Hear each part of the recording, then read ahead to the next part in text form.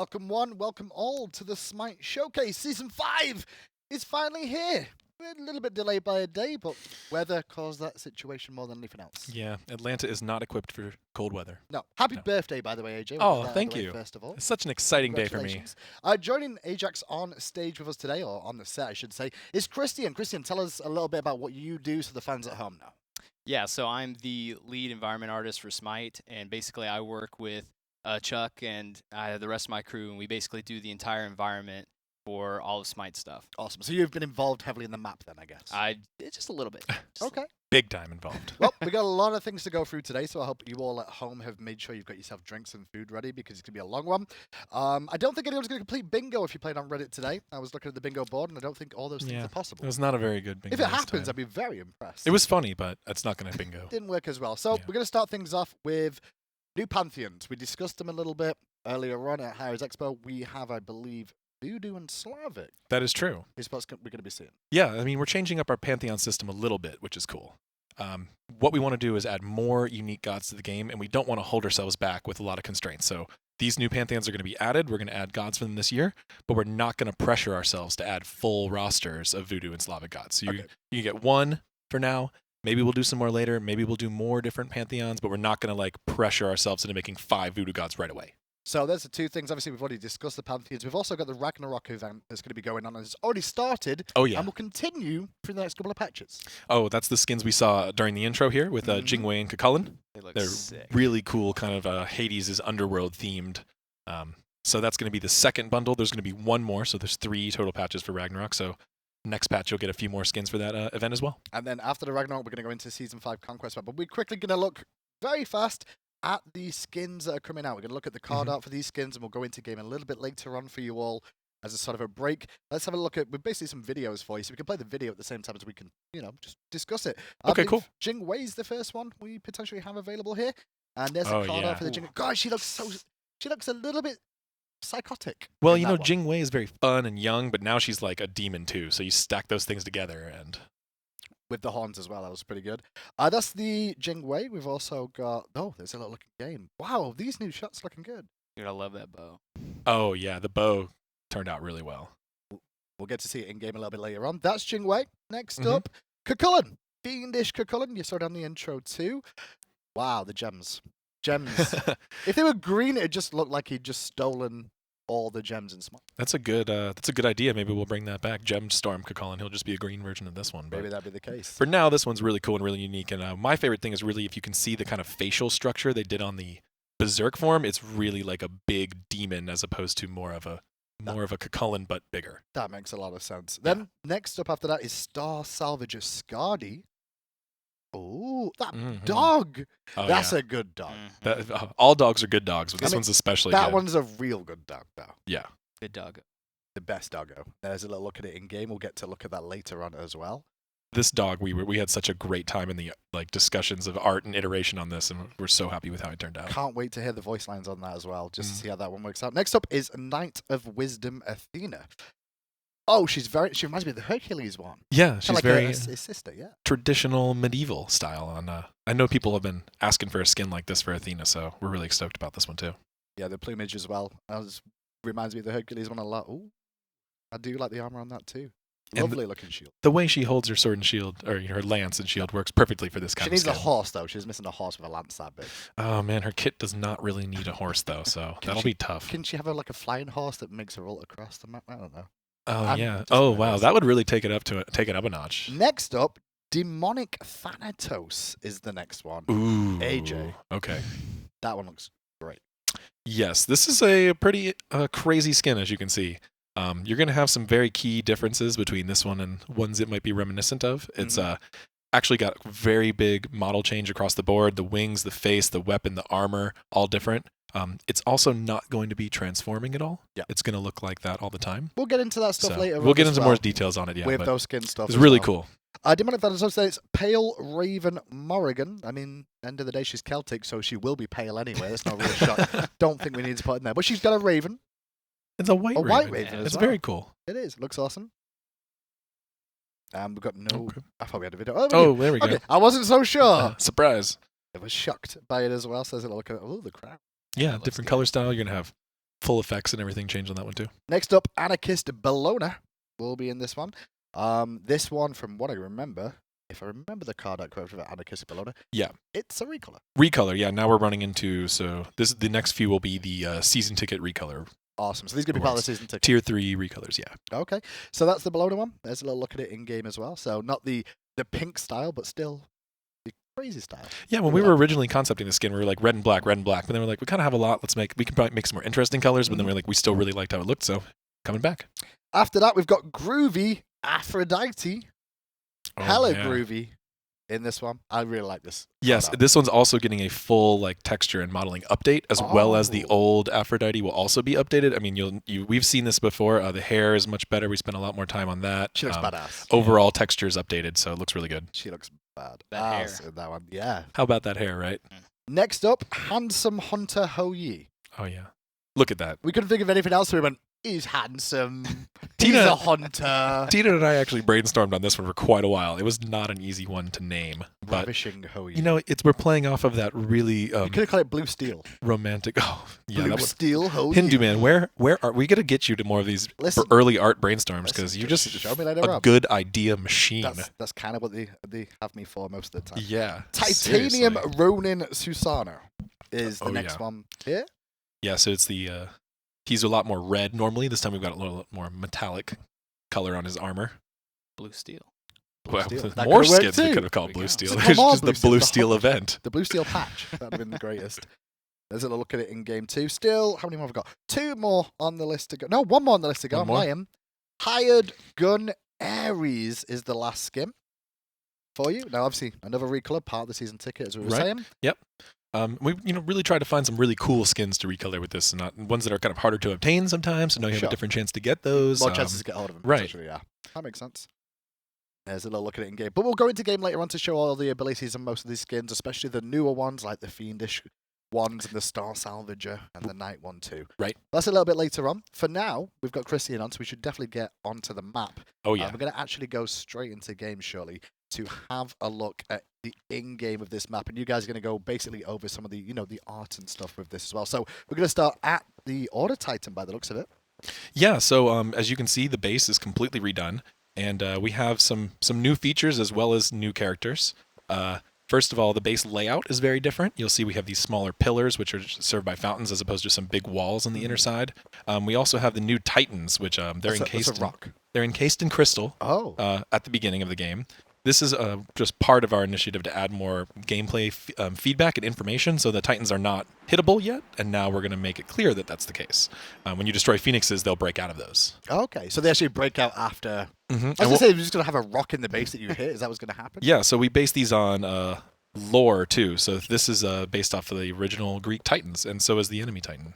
Yeah, so one thing that we did with the base was just we wanted things to be really clear on what like the corners are and stuff, and Sure. then like for the crystal was for gameplay reasons. It's like, listen, we didn't want any players to feel like they can attack the Titan without having to take out the Phoenixes first. So Gotcha. and then we have a lot of things on the floor that also to help for gameplay reasons, like the energy and that's fun. stuff. And we just tried to make everything really really clear on where edges are and stuff. So when there's big team fights going on, you'll know where everything is. Awesome. How would you describe kind of the new Olympus like style and feel? We really wanted to get like a pristine marble look going on. I think before it looked a little too much like stone and stuff. So this is Olympus we're talking about. So we wanted to make a pristine. We had some colors that we wanted to use, which basically marble with gold accents and stuff, and understand that this is like you're really entering into the enemy base from the jungle stuff. So we wanted to make this area very particular. Well, speaking of the jungle, let's actually head over to the jungle now towards the speed buff area. Because that's the first thing you're going to see going into the jungle, I guess, AJ, with the new changes. Yeah, so we've made a lot of changes to the jungle as we change the map and all the paths and all the size and shapes of things. But one very specific change is that we've relocated the speed buff to be further back, closer to your base. This is to make this one harder to invade. Okay. Speed buff generally has one of the biggest potential snowballing factors if it gets invaded. And we really want junglers, throughout Season 5, we're really trying to empower junglers to be jungling. So this is one way we did that, which is bring them back a little further in the map. And we're also going to see their speed buffs spawn a little earlier. So we're going to see the speed buff spawn first, and then the mid lane minions clash, and then the rest of the jungle spawning after that. Gotcha. So it's not going to be possible, I guess, for everyone to group at the speed at the start of the game and then get to lane still in time, You right? could start everyone there, but then you will not make it to your lane in time. Definitely not, and Okay. that will put you way behind. And with the map being much wider and the respawn timers for all the jungle being faster, it's a lot harder to clean sweep the whole jungle and keep it clean. You really need to spread out and prioritize things specifically. If you try to roam as a full group, you're going to have a lot harder time with that. Christian, I see you chose centaurs here as well, by the way. We did, yeah. So when we first were talking about doing the different camps and stuff, we tried to associate which creatures would go with which colors and stuff, and so we decided to do centaurs for the speed camp just because they got 4 hooves and they're Four probably legs, pretty quick. And so when we were trying to figure out what kind of their camp was going to be, because we wanted each camp to be individual, we kind of figured that they would be like raiders of some sort, Okay. like pillaging and looting types. And so we put these big banners, like they took over this little area, and you could see a kind of a ransacked Greek building in the back. And then we wanted to have these banners that could be seen from different lanes. So the main one that's on the big building can be seen from main lane, and then the smaller banners can be seen from different parts of the jungle. So no matter how far you go out, you can see, you can tell where that camp is. Awesome. And they're yellow. So that gives you extra feedback that that's the speed buff Yellow camp. speed. Yep. Okay. Well, let's move on to the order blue buff then, because we're on this side of the map. We might as well go and take a gander Oh, this one's really cool. over the right-hand side and see what you've put down here. That was the Harpy camp. I'm sure we'll get to that. Yeah, is we'll my come back to favorite. them. But there's the blue buff. And what have we got here? Satyrs? Yes, we Okay. do. So this one's really cool, and the real gameplay tweak here is that they are not ranged anymore. Oh. You are now going to be able to pull them and group them up nicely. We think the range was interesting, but it caused some frustration and some weird kind of like issues when you're trying to tank them around the wall. So now they are melee, and they will chase you like a normal melee camp would. Is all the jungle camps melee based now? They are now, yes. Okay. Yeah, and so on the art side for this one, we just thought they were very magical looking and stuff. So we went with the mana camp being this kind of reservoir or like this oasis and stuff. So to just basically associate it with the blue camp, and then we have it overgrown with a lot of foliage and stuff. And the big tree in the middle is kind of our big focal point, where we try to open it up so that also whenever you're in different lanes and at a distance, you can see this big really old tree that's got magical ruins and stuff on it to help associate with the satyrs. Well, from there we can go into the solo lane as well then, because that's where we're up to next. And Mhm. solo lane, AJ, still solo lane? Yeah, solo lane, we made tweaks all across the map. The jungle definitely got more of it. The solo lane has the symmetry is probably the most important thing on solo lanes, and this is actually reflected in all lanes. So previously, order side versus chaos side would have slightly different jungle pathing. Those archers look amazing. All minions are remodeled, so we got new archers. Come on to the evil ones. I Yeah, wanna the see evil chaos ones are again. They really look cool. dope. Yeah, they're cool. They're my favorite. Wow, they look good. So solo lane still has the shortest lane as well, like it has been previously. Indeed. And we'll also see here is our first look at the Rift, which is kind of our thematic as well as gameplay new feature to the map. We have this going across the whole map. This is going to better distinguish the two sides from each other, Sure. as well as it ties a little bit into the lore of how the map got the way that it is, with Hades rising his underworld up with his newfound powers since so many people are dying from Ragnarok. And then we also have this translate all the way through the jungle, so you get a little bit more of an extra warning when you're walking towards enemy territory. You know where the danger zone is. Yeah, exactly. And so like when we first were conceiving this, we were like, okay, man, we need something that just like really helps decide, like splits each side of the map. And so we thought of this huge like chasm and basically, Tartarus rising and stuff. And we really needed to convey that there was this really big shift in both sides and stuff. And so we conveyed that with the rift in the middle and on the outside by having this huge chasm that just separates, this nice foresty Greek place that's been destroyed, and then all these like sharp-edged land masses for Tartar's side. That's awesome. Well, let's head towards the mid lane a little bit. Then we can go towards the mid-harpy area, I guess is next on. We'll come back towards the fire giant momentarily, I'm sure. Go cruise on past the fire giant, cruise on past the back harpies, which have also had a slight location change, and then we're here at the mid harpies. So for the gameplay tweaks, really what you have here is you have a bit more travel time from lane. This rock extends a little bit further into the jungle. So when you're trying to just farm lane as a mid laner and then quickly rotate to kill those harpies, you're going to have to go a little further. And you also got some really cool pathing here, like this rock we just walked past. Yeah. This gives you a good split on the entrance to your lane. It makes it much harder to ward. I was thinking that too. It gives the jungler some real power because if you try to put a ward that's going to show both sides, you're going to have very little warning. And if you try to give yourself more warning, it's always possible the jungler could find a way around your ward. So we were trying to make things overall a little bit more risky, a little bit more decision making going into just rotating and killing these camps. We still expect people in lanes to rotate to like the nearest jungle, even if you're not a jungler. But we wanted to add a little bit more weight to that. I will say, Christian, like that actually looks like a harpy nest now than what it previously did. Right. Yeah, it was weird. Actually, if older players will remember that the old harpy camps also had nests and stuff with a little bit of bird eggs, but I don't think it was emphasized all that much.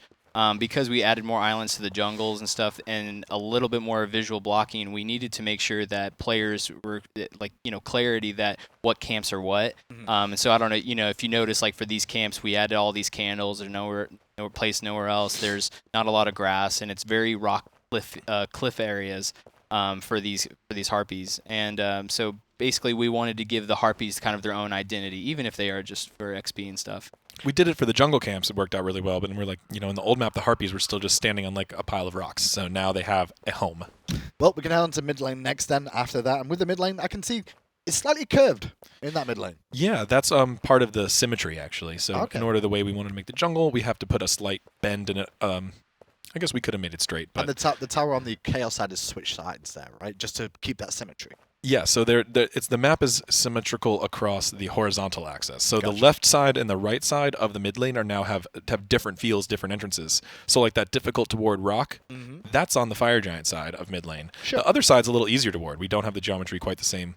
So between left and right you'll have differences, but not between order and chaos. Cool. So there's shouldn't be any real advantage to an extent of having red buff versus red buff because it's definitely the same on the same side. Definitely not. But mid lane we have this nice symmetrical side between both sides, so we get rid of that, as well as the extra environment treatment. So you can even see from inside the lane, you can see that the harpies are harpies, right?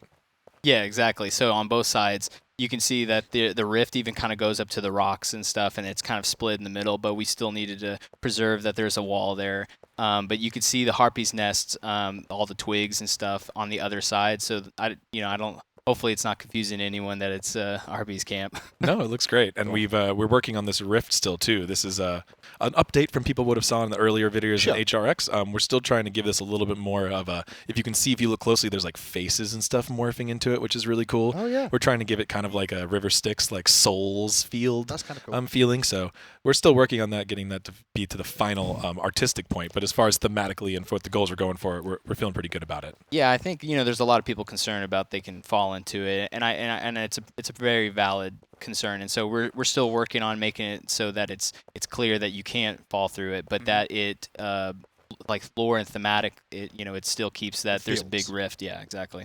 Makes a lot of sense. Now, one thing I can see is the jungle fog from here as well. We spoke about the jungle fog a little bit. AJ, explain a little bit more. Okay, so jungle fog is something that was present in Old Smite, something that players have been wanting to come back for a long time. Yeah. So we did quite a bit of work. It was a real big goal of ours from the very beginning we started on this map was to get this fog back.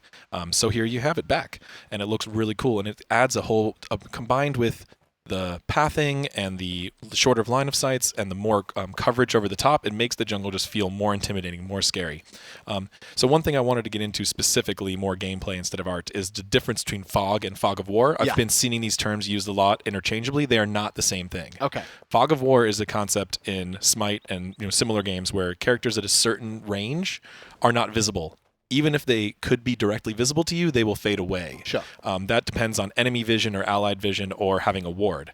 So the fact that this Odin is going to disappear when we get too far away, that's fog of that is fog of war. Right. The atmospheric jungle fog has nothing to do with that. Gotcha. It's there to look nice. It's there to help convey about. You can see the fog gets a lot denser around the place they're fading out, but they are not the two same concepts. Okay. So people asking me questions like, if I place a ward, does the fog go away? No.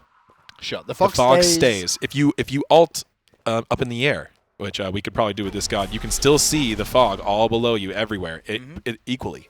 And if you had ward vision or whatever there, it would still look like that. You would just have the better vision of your enemies through the highlighting and UI if you have actual vision than if you're just looking. So basically what you're saying is we've always had fog of war in the game. Correct. We've just had an atmosphere of fog to the game right, now. And we are not changing the way fog of war works. Cool. And so Christian could probably speak a little bit more just about the fog itself artistically. Yeah, I mean, that was when I remember, like, it was just strictly for visuals and stuff. And I remember when they were first talking about it, I said, you want to do what? And bringing all this fog in there. But, because as an artist, I want you to see it all. But I do think we put a lot of work into it to make sure that you can still see a lot of the landmarks that we created. You can still see a lot of the art, but yet still convey the visually the characters going out of scene. And we worked a lot with tech to make sure that it runs well, that it's cheap on people's computers and stuff, and so we worked around that. And we still have a few more features that we can and want to add, but we want to see how players respond with this With one. the current one. Yeah, and for performance reasons and stuff. So but I think it came out really great, and I think that it adds a lot to the jungle. Well, let's head to that red buff, because I just saw we're nearby, and that's where we need to be in the jungle right about now. The red buff, any change to the red buff this year, AJ? No. So no real balance changes, except all jungle camps and all lane minions are having some health and protections and scaling, all of that tweaked a bit. So you'll notice that. But this is the Manticore has returned, and as you see, we did some cool things where the buff holder has the wings, and his little buddies do not. So, the Manticore, he's a well-known character in Smite. People have loved him for a while, so we wanted to bring him back, and he seemed like a good, aggressive monster to be the guardian of the red buff camp. And it fits kind of well in the area as well, Christian, with the bones of an elephant in the background. No, it's not even an elephant, a dinosaur, whatever it is.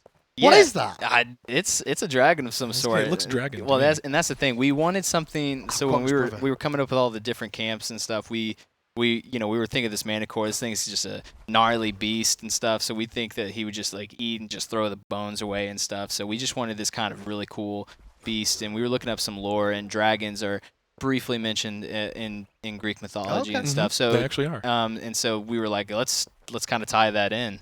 If it's mentioned in the lore, it's good to go. That's the way I look at it. Yeah, we try to really draw on lore on the whole map. So all of these creatures have Greek mythology, and the Titans and everything, and the locations are all trying to draw a little bit more from the lore than we had previously. Let's have a look at the purple buff then as well, as we're on this side of the map near the Duo Lane now. Oh, yeah. What are they? They are chimeras. So you've got a lion head, a goat head, and a snake tail. And we thought this was a cool one to go kind of with the purple buff. And this actually does have a balance change. So the two buffs that have balance changes are purple and yellow. Oh. So yellow speed buff is taking down a little bit of percentage of speed. Okay. It's really powerful in the new map, so we're taking it from 20 down to 15. And this buff is also going to keep its flat production reduction, but it's also going to have a percentage based added to it. So it's going to scale better into the late game. A lot of people were claiming that, and we've seen before, that this buff was not as highly valued in the late game, so now it will be. That makes sense. Okay. Not to mention, this is not Cerberus. No, it's not. He's only got 2 heads. Yeah, I know. But everyone was like, oh, Cerberus is a camp or something like that. It's not the same. Not the same. So for visually, what we wanted to put for the chimeras is that it was kind of a twisted, gnarly creature, and it's got a lot of different facets. And so we were thinking, it's purple, so a lot of people associate purple with kind of poison. So we got these kind of cool poisonous mushrooms all growing around these big roots that have torn apart this Greek architecture and stuff. And that's basically. And we wanted to make sure that all the corners and stuff that you would see, like these pillars just being ripped apart from this from the roots. Mm-hmm. That looks great. Yeah, I love it. I love the little suspended columns that are being held up by the roots. Yeah, the roots are just left on there. Well, into the Duo Lane we should go then, as we're on this side of the map now. And Duo Lane, I can see, first of all, there seems to be extra entrances on this side this time. Yeah, so we have a different configuration of rocks and entrances here. We have this rock in the center that is split on both sides. Previously, that was just a single entrance. This gives your jungler ganks a couple more options as far as how deep they want to be when they get into that lane. If they really want to cut you off behind their tower, they can make that back exit, or if they want to come in right through the center, they have 2 options here now. So you get some really interesting fighting going around here in the Duo Lane. And of course, this lane is still, the towers are further away than the other lanes. Wait. Where's the crabs? The crabs have fallen. No. No, well, listen. The crabs are gone? The crabs, They are gone. I think, might make an appearance. They might make They an appearance. better. appearance. Listen, They have one like over there on the rock or something. As a caster, we rely on them when the games are bad. Okay, we have no choice but to cast the crabs sometimes, and without those, we can't live.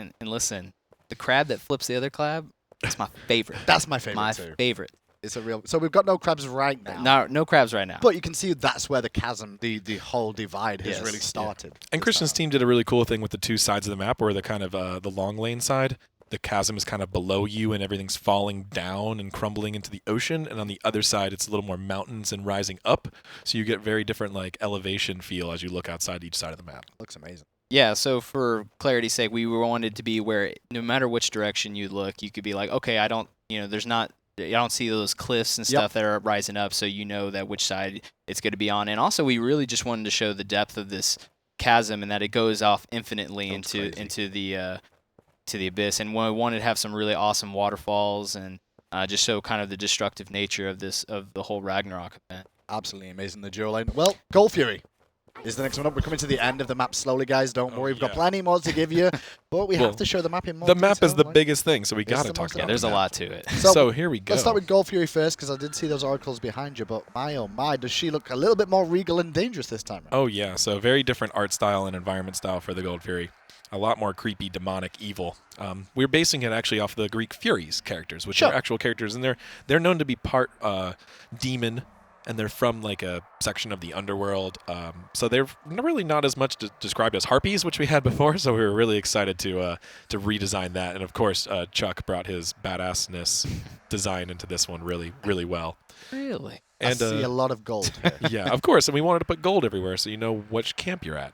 As far as balance changes go, we did do some slight tweaks to the Gold Fury stats and to the gold earned over time scaling. The big feature in the whole Season 5 map is that everything on the map is going to scale over time. Okay. So lane minions are going to be worth more in experience and gold over time. Jungle camps are going to be worth more gold and experience over time. This gives us a lot more fine-tuning to do as far as the balance and the pacing and the snowball factor. So what that allowed us to do was kind of slow down the early game a little bit and then ramp up into the mid and late game so that everything becomes a lot more important.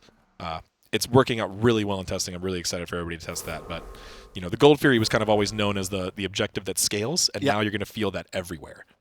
Okay. Yeah, this is one of our favorite spaces, I think, that we got to design. So, you know, when we were looking up the Gold Fury and stuff, and we wanted to give this kind of, like he said, like a different part of the underworld, and so we wanted to capture that where there's like all these little pits and stuff where the gold is coming out, and she's just kind of stored it in this building in the back that not sure where it leads to. But the idea is that she came forth from it and then just like continuously collected gold.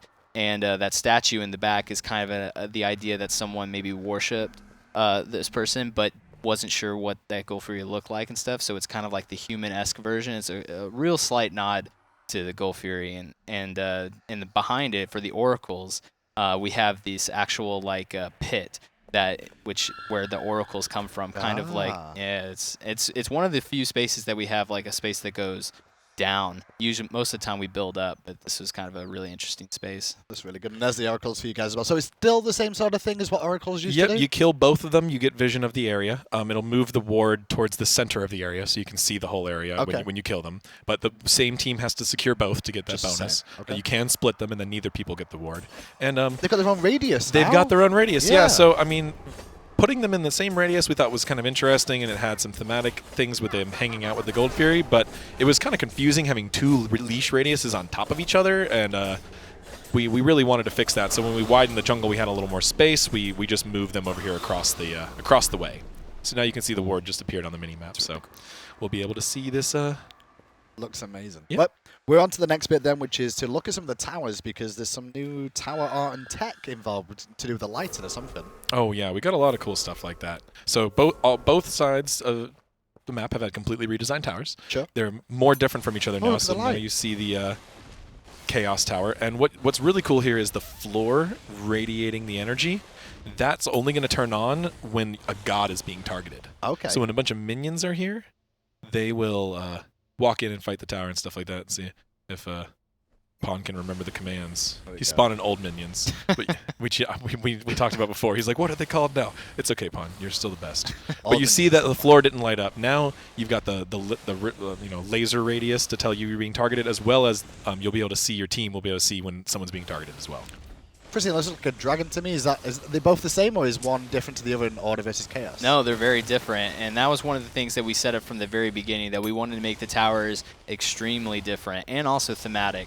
So these were both concepted by Ramon Garcia, and that we wanted to have different. So like this one, the Chaos one has the dragon, the other one has a griffin, and this one's more. And also they have different color choices. So this is mostly. The gray rock with the silver dragon on top, and the other one, which you'll see in a moment, is gold and marbles. So The towers are quite different from each other. The whole theme of the map, the different sides are more different from each other artistically than they ever have. Oh yeah, you can see that one clearly. A total different. And previously, you're in part of the Chaos side jungle. It just looks like a slightly darker version, slightly shadowed version of the Order side. Now it's very different. So we have the really clean marble and gold and blue trim here with the nice regal griffin up on top instead of the dragon. And it's the only thing that you see in any part of the jungle that's this pure gold and stuff. That's the tie-in with the Olympus base. Yeah. And it's also just to, for more visual clarity, it's like, all right, I understand that that's a tower. Because like right now in the current one, it's like he said, it's just mostly in shadow and just darker. Well, onto the phoenixes we go as well. And Phoenix is a phoenix. Yeah, their new phoenix is very nice, new pretty bird. We gave them a little bit more of a traditional Phoenix style. The last year's conquests had a very interesting art style, but a lot of people didn't think they looked as much like phoenixes. They just looked like birds. So now we have a lot more like energy and power in their whole material, whole texture. And we've also got some interesting tech to go along with them. So if you kill them now, the pedestal closes up, and you can see the fuse. Keep going.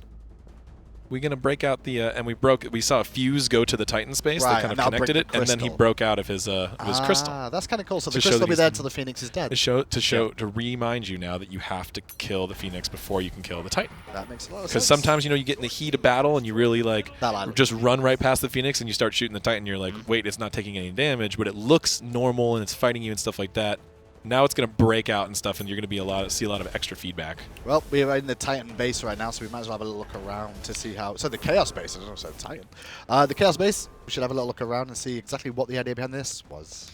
Yeah, so we basically wanted to have it's rocky forms, but there's also architecture built into it. Basically, the idea is that Tartarus is not just a natural landmass, but also like a very constructed space. And so you can see like the pillars and stuff, and we wanted to make sure that that it was just a cool looking space, and we wanted to have it very a lot of sharp angles and very aggressive looking, but not dreary, which is what I think the current Conquest has. I think we wanted to create a space that was like, oh, this is really cool, I want to be in it, and fight for the Tartarus side. Of course, and we have the really cool like giant Hades' kingdom in the background, which looks awesome, and I love the effects and the environment you guys did on the light and that like swirling clouds. Really cool, and you can see the bridge going all the way back. We stopped there and looked at that, and then of course we have the Titan himself, who is a very new style. He's a lot more different from the other Titans. He's kind of based loosely on the character Kronos, the original like bad guy Titan who led the Titans in a war against the gods and was locked away in the underworld. So what happens when the underworld comes up to the surface? He's gonna come back. He gets released. Yeah, of course. So he's a big scary guy. We've got two things quickly still to show you in this map. The Pyromancer and the Fire Giant we haven't covered just yet. So quickly skim back there. As quick as you can, Pom-Pom. Chop, chop. Fly away. He's got it. He's got the hacks. Ooh. Was there an eye in there? I think he broke it yet. Rip chop, chop. on. There we go. Can't even game shark Speeding properly. through. Let's start with the Pyromancer first, I guess, is the easiest one. New buff. Yes, New so objective. This replaces the Portal Demon. A lot of design changes here. So we have a objective. We really liked having this new objective. That was really fun throughout Season 4, but we wanted to give it a little bit more ability to fine-tune. So instead of when you kill this, instead of getting a portal, you will not get a portal. Instead, you will get a buff that translates back to your base. You'll see a fireball fly across the map and go to your base. Okay. And what that does is it'll buff your base to the point where when anyone leaves the base, you will get a movement speed buff. Oh, so kind of like old Swiftwing. Yeah, so kind of like you give your whole team Swiftwing buff. And what's cool about that is we can give the players a lot more flexibility in how they apply the buff. So now you don't have to go right back to Fire Giant. You can use this buff to rotate to other parts of the map. You can use it to defend your towers. If you're dead and your team gets the buff, will you still get the buff when you spawn? It only triggers when you walk out of the base. Cool. So the buff, if you don't get you can come back anytime and still use that. And it also gives the designers, gives us a little bit more things to work with throughout the year. So if we think the buff is too strong, it's too weak, we can increase its duration or its speed amount, whereas the portal, we really only had like duration. That makes we sense. had one number to tweak. Now we have a lot more. Okay. Christian, obviously on design of this, I guess you got a bit more free reign of like, we're putting a buff in that's going to do this. What do you want to do with it? Yeah, I mean, well, just for this whole area in general. I mean, when we talked about doing like we're playing Battleground of the Gods, we were talking about like, do we introduce any sort of other pantheons and stuff? And then when we were talking about Ragnarok, we thought, oh, this would be great to get the Celtic in there and stuff. So you can see some like Norse.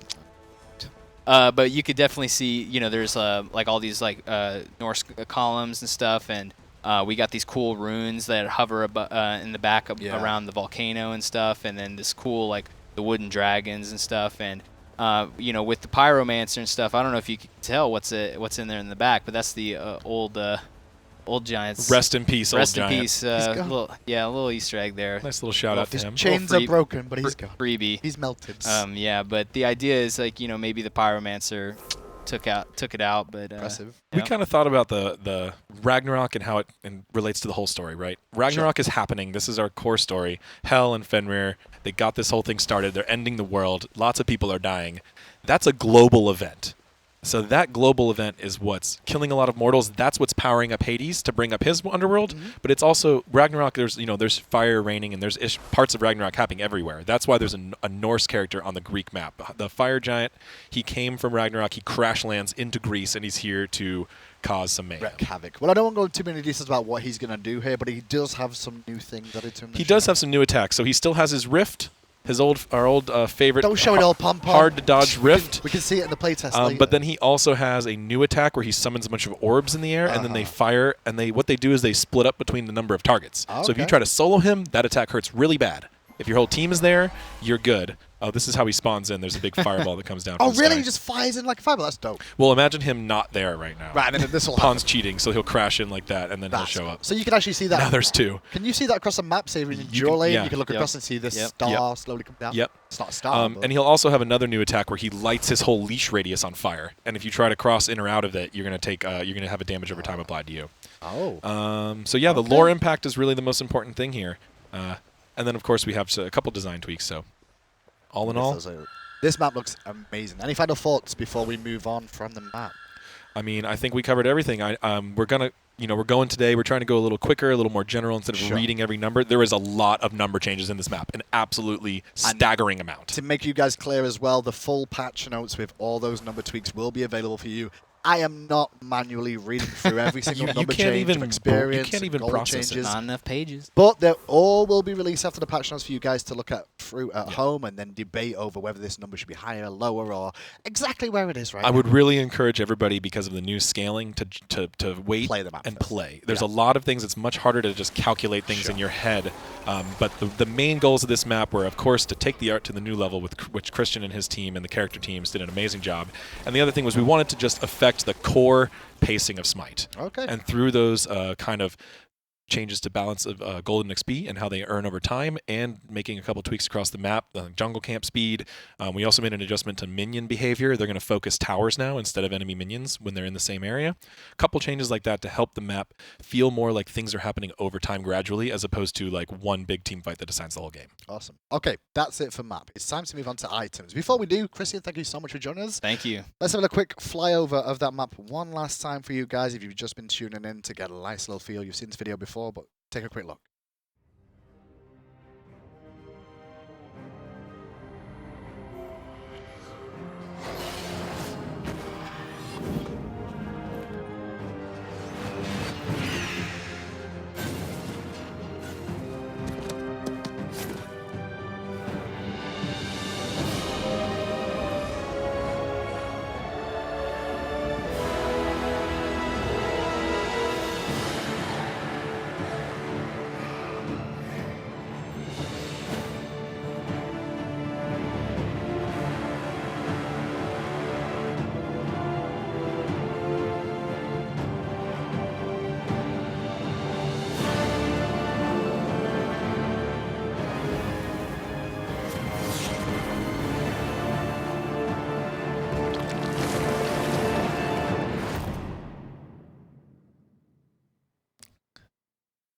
Welcome back to the showcase, and now we're joined by the illustrious Pompan. How you doing? Doing pretty good. Are you ready for this? Been pretty crazy, but yeah, I'm ready. Cool. Well, now it's time to go through some of the changes to the game in terms of itemization and god balance too. But I'm going to point out right now, before we get into this, we will not be going through every single little detail of numbers. If some things have gone up by like 10 health or 100 health or something, those will all be available in the full patch notes after the show, but we will be focusing on today any new items that are coming out and any big adjustments to items that have seen play previously. Is that correct? Yep.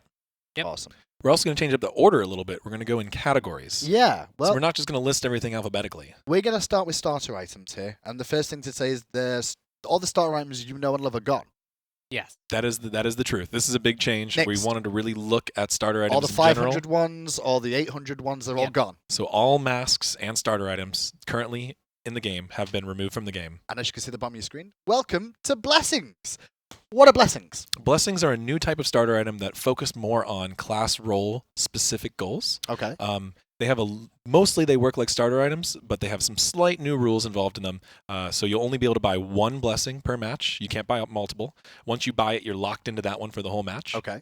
They're also going to all have some sort of stacking component that's going to evolve and get you better seals later in the game. Oh, so kind of like Lono's mixed with Lono's Rangdals, but mixed with a starter item like a Death's. Yeah, so where Lonos kind of Tall. encouraged support players to be around and get assists to get a huge boost of gold and kind of like showed them how to play the support a bit. Okay. These items are kind of tuned to do that.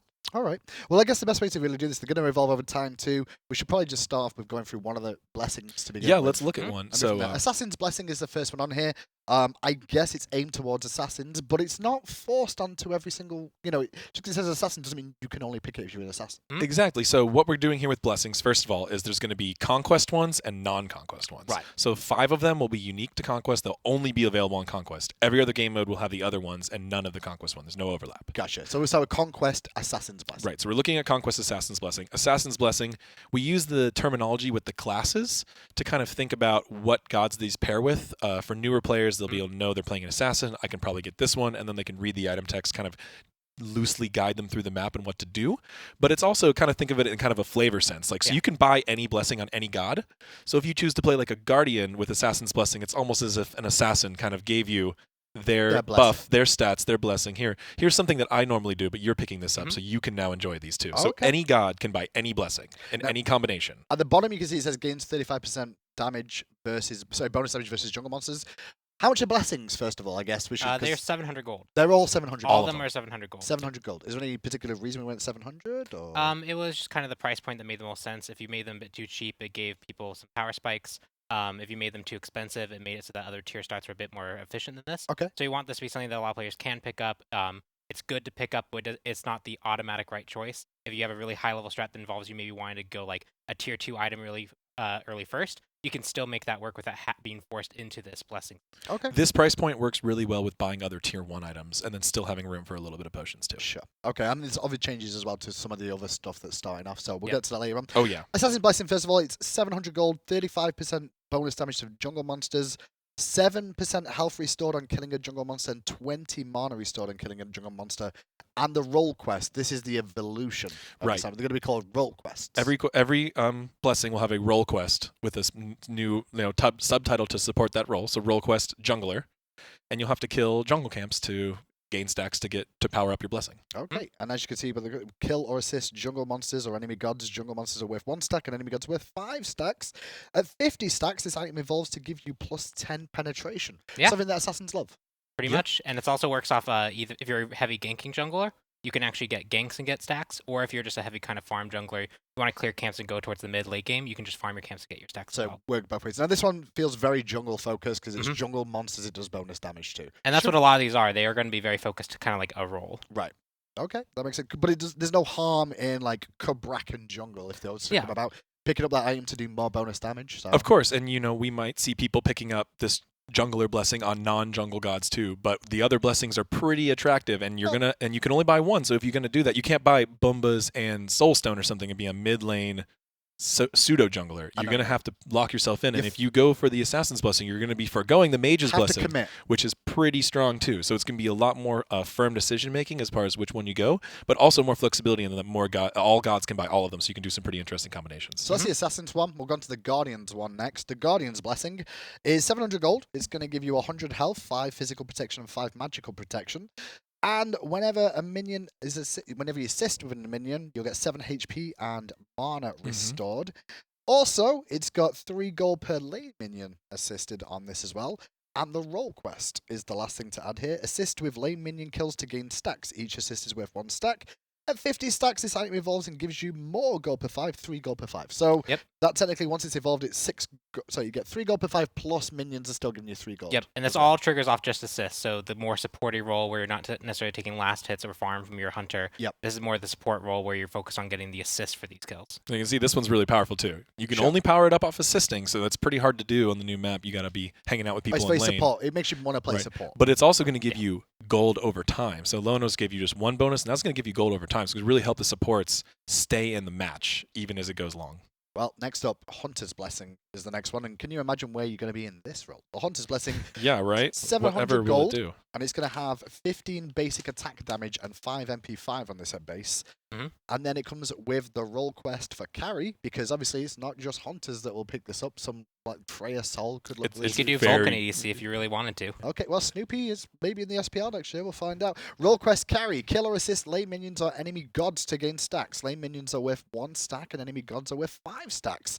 At 75 stacks, Hunter's Blessing evolves, gaining 15% attack speed and an additional 15 bonus basic attack damage.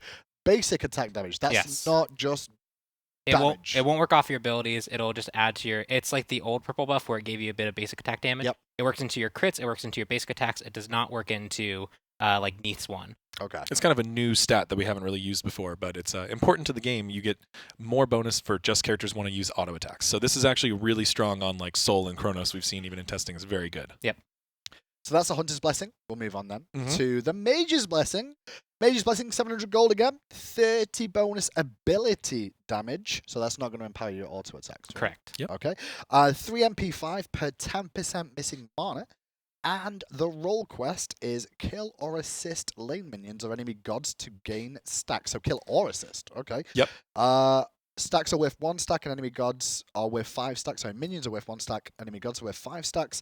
At 75 stacks, it evolves to give you 10% CDR. Yep. Mhm. Okay. So very similar role quest as the Hunters. You know, Mhm. kill things in lane, which is good. That's what you want to do. Yeah. You want to farm up, get powerful, and then if you do that successfully, you're going to get CDR here, whereas you get more attack speed and basic attack damage on the Hunter. Yeah, so it's a very clear line between the basic attackers and the ability users. I realistically, I mean, that Mage's Blessing, this is why I keep bringing this up, because like Neath, for example, or Chiron, they can be ability-based focused, so they Mhm. could go for this to get better It's clear quite good on them. and Yeah. then get 10% CDR, but then you're not going to get the auto attack damage. Sure. Right. Okay. Last but not least are the Conquest Blessings. There is other blessings we will get to in a moment, but it's the Warrior's Blessing. Would you believe it's 700 gold? Mm-hmm. It gives you 50 health, plus 3 reduction to all damage taken. Is that from all sources, basically? Yeah, it's Yeah. a mini Mark of the Vanguard. Okay. And you get plus 40 health. 40 of your health is restored upon dealing damage to an enemy god with a 10-second internal cooldown. That's kind of the theme of this blessing. Sure. So Get- go be aggressive. The role quest is the same trigger. All right, then. The role quest is for you guys. Dealing damage to an enemy god provides 1 stack. This effects can only occur once every 10 seconds. Getting a killer assist on an enemy god provides 5 stacks. At 15 stacks, Warrior's Blessing evolves, gaining 10 physical and magical protection. Okay, so you start off aggressive warrior, and then it transitions into, now I get a bit more tankiness if I do this. Yeah, the really cool thing about this one is it encourages this constant poke, which oftentimes the solo lane is doing the most. So because you're always in the minion lane, mixed up with Yeah. your opponent, just kind of swinging on each other. And whoever manages this the best, every 10 seconds, really want to get a poke, get a head, and Or that get a heal, kill. or get a kill, of course. Well, stacks, Put right? you in a head on the stacks and the heal trigger, and you'll be able to evolve your blessing sooner and get that little spike of tankiness. Okay, that looks awesome. We'll This see. works pretty well on guardians and stuff too. Yeah, it does. Yeah, you can use this in a couple roles really effectively. I think as a guardian, you could definitely do it, especially for someone like, again, in Kobrakan is a supportive role. Like, you can do quite a lot with that. Yeah, you can go for it, be really aggressive, and get kind of rewarded for it. Yeah, works out well. Time to move on quickly to the non-conquest blessings for you all. We're going to start off with the Attacker's Blessing. Mhm. This will also be 700 gold.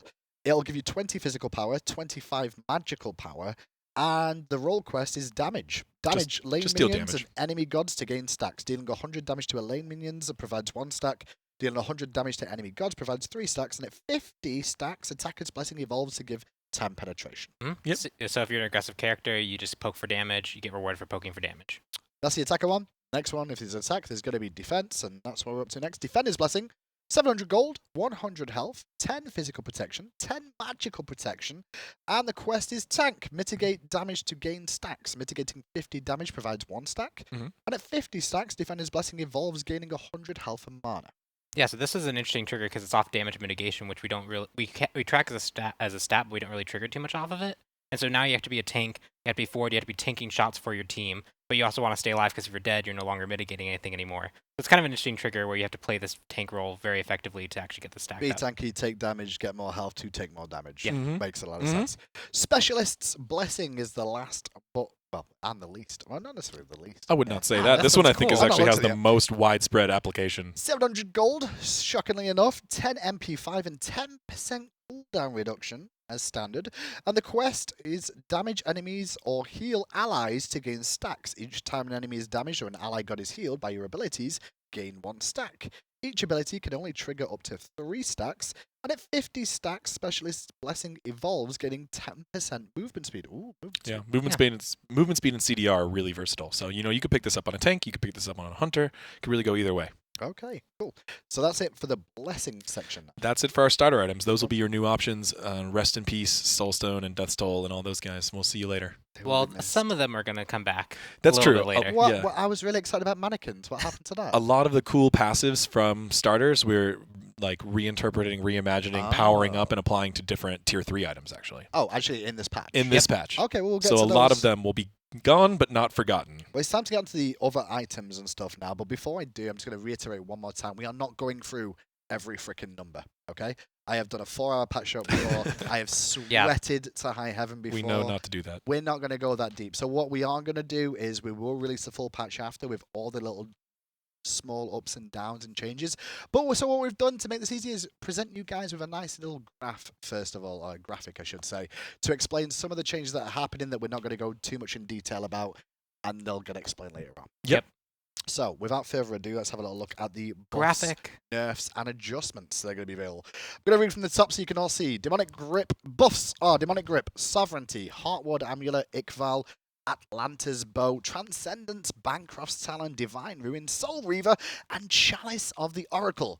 Actual nerfs will be to Warrior Tabby and Ninja Tabby, and the Aegis Amulet in the relic section. And all those items at the bottom We're are gonna getting adjusted. we're gonna go over a lot of those too Yeah. because they've been Now- redesigned or heavily I was gonna say, changed and these- stuff like that. If we don't read out any of these items, it means they've had small adjustments to them in terms of a nerf, a buff, or an adjustment. But we're Right. going to go into detail about some of these items because they've had big changes to them potentially. Yeah, and we're gonna go through in categories. So first we did starters. We did. Next we're gonna move on to mage items. It's mage time. And then we'll do into some anti-tank items, some movement speed items, and redesigned I'm items. sorry, tank items. Are we against tanks now? Is We that- one step at a time. One Okay. step at a We'll time. get First there. is mages. First is Okay. mages. I saw that Loki buff. I had a feeling that was to do with that too. Well, that's on. We'll get there too. Right. All in good time. Let's start off then with mages, and we're going to start off with magical items. I'm going to begin with Rod of Tahuti. Rod of Tahuti's taken a lot of changes here, guys. This is a big change. Yeah, it changes kind of the whole mage class with this single item adjustment. Generally, because of the passive is the reason. As you can see on the Right. screen right now, we're going to be decreasing the cost to 3,000 gold, increasing the magical power from 125 to 150. But it's more to do with the passive is the reason we're going to discuss this more. The new passive Yes. is gain 25% additional magical power against targets below 50% health. So the old passive is gone. Yes. Yeah, the old passive is essentially now a conditional trigger, assuming the target's low. Okay, what's So, the reasons for this? The big one is mages were kind of forced to build a whole bunch of magical power because when you have an item that's so good as Rod 2D that boosts your magical power by you having more of it, it makes it so that there's really only single choices. We saw a lot of mages rushing Book of Thoth. When Doom Orb became a bit more effective, it was Doom Orb. When people could stack Warlocks, actually get a good amount of power. And you were just looking for these high power items, and there was a lot of really interesting other mage items that just couldn't really see play because you were always building towards this Rod 2D. You had to get to It constrained mage builds and it constrained the whole mage class. You really had to just build power on top of long range DPS mages AoE. That was it. That was really forced in many ways, and it was encouraged by the game because you're going to get this huge power spike by just building that way. So with the new change, you're not going to get this big bonus of power just playing off power. Is it going to be more conditional? You're going to see. We're hoping to see, and we have been seeing in playtesting, you're going to see a lot of different mage builds. You're going to see ones that are more lifesteal focused, ones that are more cooldown and utility, ones with a little bit of tankiness like Warlocks. Those items are all going to become better relatively because power won't be the only option. Okay. As well as you're going to see mages of different play styles, like the tankier ones like Zhonghui or the ADC mages like Soul or Chronos going to come back also because they don't need to just build these big AoE damaging abilities with more power. All of these options are going to be much more open, much more balanced across the board. Yep. And the final thing is that mages had a very strange kind of power spike counter back and forth where whenever you got Rod, you jumped way up in power, right? Yeah. Normally you scale over the game, every god, every class, every other type, you kind of get these incremental advantages. Mages was like little bit massive. Right. And if I happen to build my Rod a couple minutes, like let's say we're both building him fourth item, me versus Pawn, I get mine first, Pawn just like can't even fight until he goes and finishes that. And it's not fun.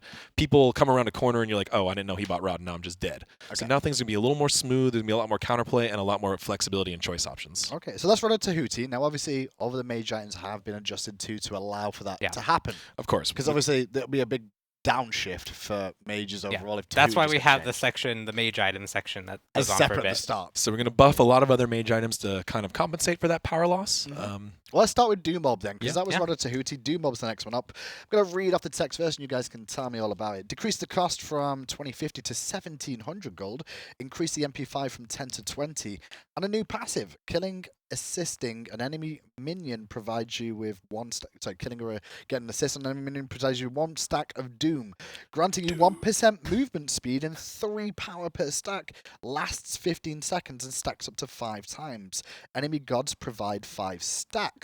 So it's not the old Doom mob of get 40 stacks and get all this power and mono regen. It's now a consistent keep doing this to get this. Yeah. This is more of a lane boxing mage bridge item now. Traditional kind of bridge item with a high power payoff at the price point, but it's going to drop off late game compared to tier 3 items.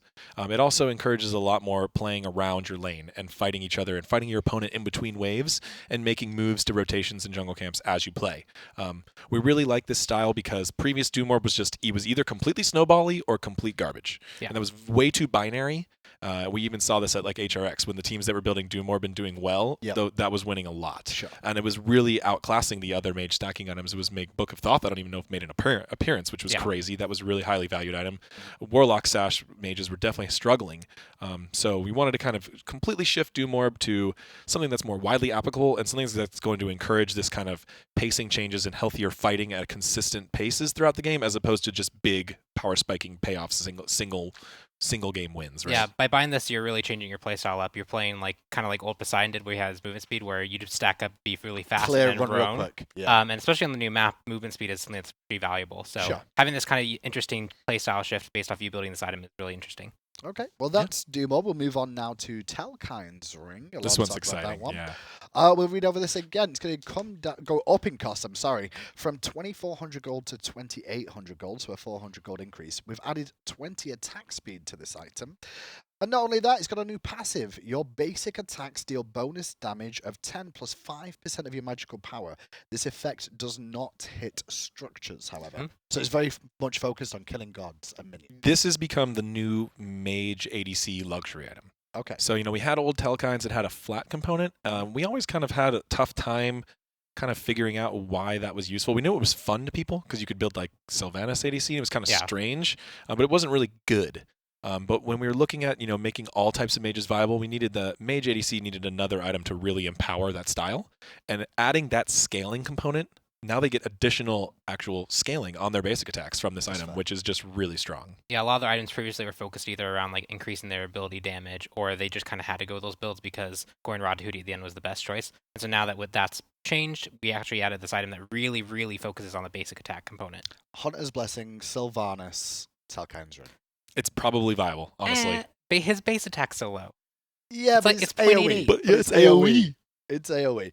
We'll see. Telkind's Ring. Pawn will jungle that. I'll try it. He'll try it. Maybe today. Book of the Dead is the next item on this list to be looked at, and you saw it on the buff and nerf trees.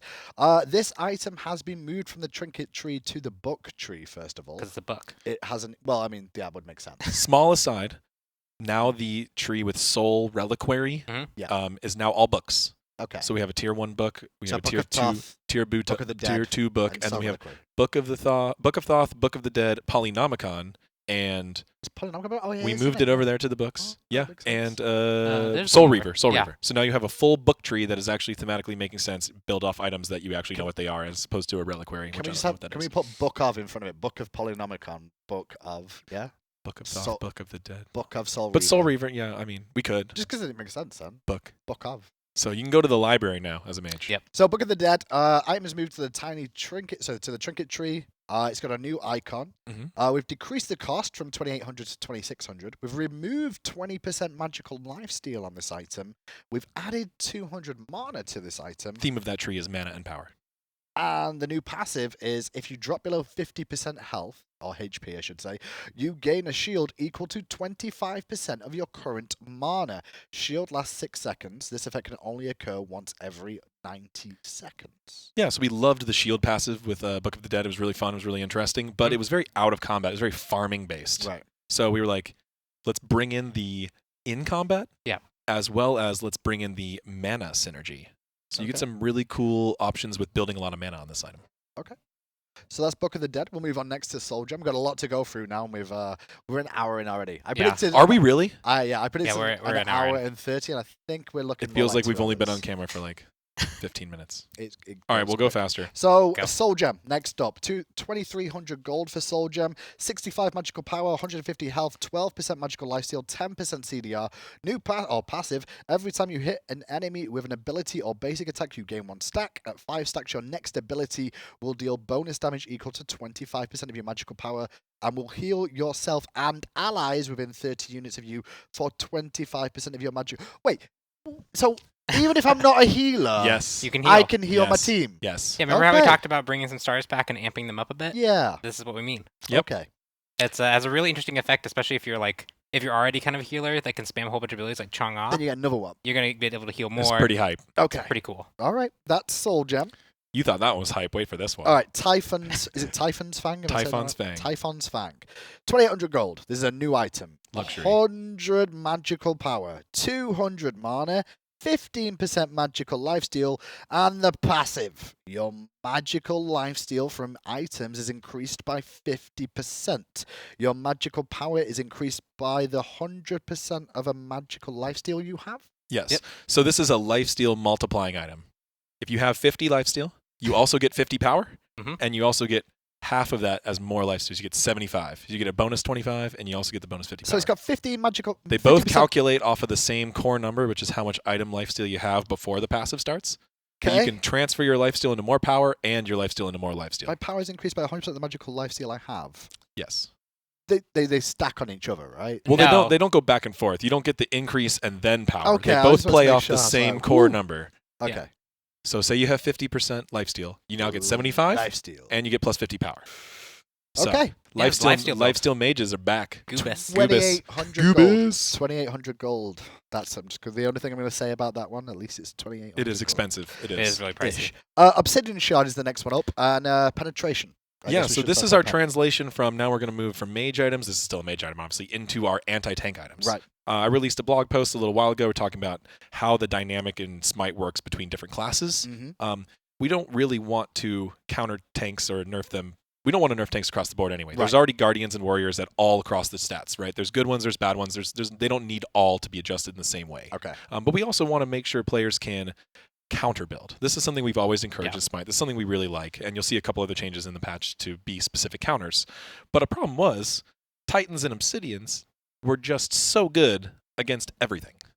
If you built Obsidian, you were getting against most characters except for other mages. You were getting about 15 because that's just how that worked out. And 15 pen is what you get from other items. So it was a good Right. decision. It was a good buy against squishies. It was also a good buy against tanks. And if you up it to 40%, 45%, you start having tanks who just build this once and they have like suddenly 20 pen on a squishy. And so it was something that we really couldn't adjust before. It wasn't a tool that we could actually use, but it was designed to be a tool to specifically counter tanks. So you're going to see now 4 items, 2 that work off protections and 2 that work on health, 2 for mages and 2 for physicals that are specifically nerfed from their Season 4 versions unless you're fighting against very tanky gods. Okay, so here we go. 33% magical penetration removed from Obsidian Shard, but it's got a new passive. Your magical damage ignores 20% of the target's magic protection. If the target has over 40 magical protections, this effect scales up to ignore a larger percentage of their protection. This caps at 45% magical penetration at 175 or more magical protection. Yeah, so if someone stacked a whole bunch of magical protections, you can actually shred 45% of it. But if you're adding a squishy character who hasn't built any, It's actually just still at 20%. Gotcha. So it's gonna scale based off what you're fighting. So it's still It linearly scales up between those two numbers. And Titan's Bane is the next one up, and that's going to be a very similar story here. We've removed the 33% physical penetration. Your physical damage ignores 20% of your target's physical protection. If the target has over 65 physical protections, this effect scales up to ignore a larger percentage of that protection. This cap at 40% physical penetration at 175 or more physical protections. Right. So once again, if you build a lot of armor, you're going to shred more of that armor on that target. But if they've got less armor, you're going to do Less shred. Yep. Right. Job done. Okay. Yep. These items, you will not want these items to counter your similar class. You won't want to do Sure. it against Hunter Boxing. It will not be as good as a flat pen item. Okay. But if the enemy tank is really giving you trouble, built too many Nemeans and Breastplate of Valors, Then you can chuck it. itemize into this. Okay. But it's going to hurt your damage a little bit towards towers and Squishier gods. Oh yeah, and because this is also now God only. This affects So only it doesn't god. affect structures anymore. Correct. So how structure damage is like just flat pen is going to be the best thing to pick up against Yeah, them? flat pen. We've also done a few adjustments to towers that we'll get to later. Right. That kind of also help that a bit. But flat pen is now the go-to stat to damage towers. Okay. So the main goal, Titans and Obsidians, are not just be these catch-all penetration good against everything anymore. Makes sense. Ethereal Staff is the next one on this list, and this is based off what Adrian was just saying about the health. The new passive of Ethereal Staff will be your abilities deal an additional 3% of the target's maximum health as true damage. If the target has over 2,000 health, your ability bonus damage scales up, capping at 10% max health on a 2,750 HP targets. This effect can only occur once every 10 seconds, so dot damage. Nice try. And prioritizes highest max HP targets first. Yeah, AoE will only hit one person. Cool. So it's the It'll one hit with the highest tankiest health. So very person. similar to what Soul Reaver used to do. Yeah. When you hit that. And Chin Size, or Chin Says, whichever you want to say it. The new passive on this, on basic attack hits, deal physical damage equal to 3% of the target's maximum health. If the target has over 2,000 health, your basic attack bonus damage scales up, capping at 5% max health on a 2,750 HP targets. This only affects gods. Right. So it used to be 4. Now it's scaled down from 3 up to 5 against very tanky targets. Yep. Okay. So nerfed in a Hunter versus Hunter situation, buffed in a Hunter versus Guardian situation. So they were the tank shredder items we were talking about. Yep, And the those are the next 4. one is, what was the next section you wanted to class as? Movement speed. Movement speed. So Boots are getting nerfed. That's what you need to know on the base level. pretty much. Yeah. Well, I mean, they cost 500 at the start. So yeah, Yes. tier 1 is going from 300 to 500. That's the first thing. We've not listed that yet on our section, but I just wanted to bring that up. And- That's why when you add the blessing in, 700 gold for a blessing, 500 for boots tier 1, you've still got, what, 12? Yeah, 200 you can gold get a left? couple potions. 300. 300, yeah. 200, 300. Yeah. That's a good start. Yeah, it's okay. So is but- Blessing tier 1. So boots 1 are now 500 gold, but we're looking at Talari's and Traveler's boots first of all, as you can see on the screen. We've increased the cost of these from 1,400 to 1,600 overall, added 15 MP5 to these. We've increased the movement speed from 18% to 25%, but the passive has changed now. Yes. You gain 20% additional movement speed after leaving the fountain. This effect lasts 7 seconds. So combination of Swift Wing, no gold regen on these either. Yeah, it's the go fast boots. They go fast, but you don't get gold gain. Correct. There's a few issues with Talaris and Travelers where you could gain gold, but you didn't know exactly what targets you were going to get. Yep. Conveying that effect to the player is very difficult. You just had to keep this mental counter in your head. And it also, especially with all the pacing changes that we wanted to do in Conquest, this extra spike of this gold that Guardians could earn just kind of threw off differences between characters. If you didn't build them, or if you built them, you had a very different gold level. And so when we designed something like Guardian's Blessing, that was meant to be the kind of the gold generator for the Guardians. Talari's boot didn't necessarily fit that goal anymore. So we've shifted it to the go fast boots. Anyone can build this, so it's opened up to a whole bunch of different classes. Right. It's pretty cool. It's very. I Okay. mean, I think they'll be very strong, but you do have to sacrifice specifically some power and some other things. Yeah, to be able to you're do that. losing like 30 power for No Warrior pen, Tabby. no cooldown reduction. or There, anything like there's that, also like- some other adjustments to the other boots. We increased the cost of a couple other boots, Ninja Tabi And Warrior Tabby. Also, mages got the increase as well in the cost, but they got some stat Yes. adjustments as well. That's why they're on the adjust section Yeah. and not the nerf section. But Now all those the boots are a things, little bit again, more expensive. Just to reiterate again, everything will be available for you guys to read through manually after the patch notes show. Right. We're not going through every single number change. We're just scanning over. a Right, couple we're of already them. running late. If we read all of those changes, Yeah, this we'll would be be here for insane. hours So more. you're going to see a lot of changes to boots, and the biggest ones are redesigns of Talarian Travelers. Yeah. Next up is the Crusher. It's got a new passive, does Crusher. And the passive is, sorry, no, that's the wrong one. Your abilities deal bonus damage over time equal to 30 plus 15% of your physical power over 2 seconds. Souped up bluestone. So it's not Tower Shred anymore. Well, it was Tower Well, it Shredder, wasn't, and then it it became changed, CDR, and yeah. now it is Amped Up Bluestone. And this Okay. really makes sense for the kind of hunters who are the more ability focused. The attack speed is really nice for them so that they can actually start attacking a bit more, be kind of more huntery. The penetration's nice, and now this bonus damage, they can build things like Transcendence, Yotunes, these high physical power items, And Assassins and really can do this synergize too. with it. And Assassins who work off basic attacks can totally do it, or they can go Heartseeker, which is more focused on like a single instant burst of damage, which depending on the character you're playing, you might want the instant versus the more over time damage. Sure. It's a really nice ability item that we added. We kept the attack speed, although that might seem counterintuitive. You might think of those as complete opposites. Most of those classes, they need some attack speed anyway. So the fact that they can build into an item that's very good for ability hunters while also getting some attack speed just makes the ability hunter class as a whole a lot more viable. Yep. Okay. Next item on the list is Blackthorn Hammer. I had never learnt the old one. Well, not gonna lie. we're redesigning it, so you Never can learned forget it. Never learned it because I never saw it. It bailed you out at low health. A new passive. While over 50% mana, you gain 10% cooldown reduction. But while under 50% mana, you gain 50 MP. 50 MP5 is a hell of a lot of MP5 there, Yeah. boys. So you're always going to have 10% cooldown reduction with this item. Or if you Always. drop below it, you're gonna go up fairly quickly. So you're going to be at. This is 10% the cooldown reduction most of the time. ability spam warrior. Someone like Guan Yu, who like constantly is healing That's his fair. team and doing a whole bunch of stuff, Yeah. gets the bonus health so he can It actually should engage. be great for him. 50 is huge.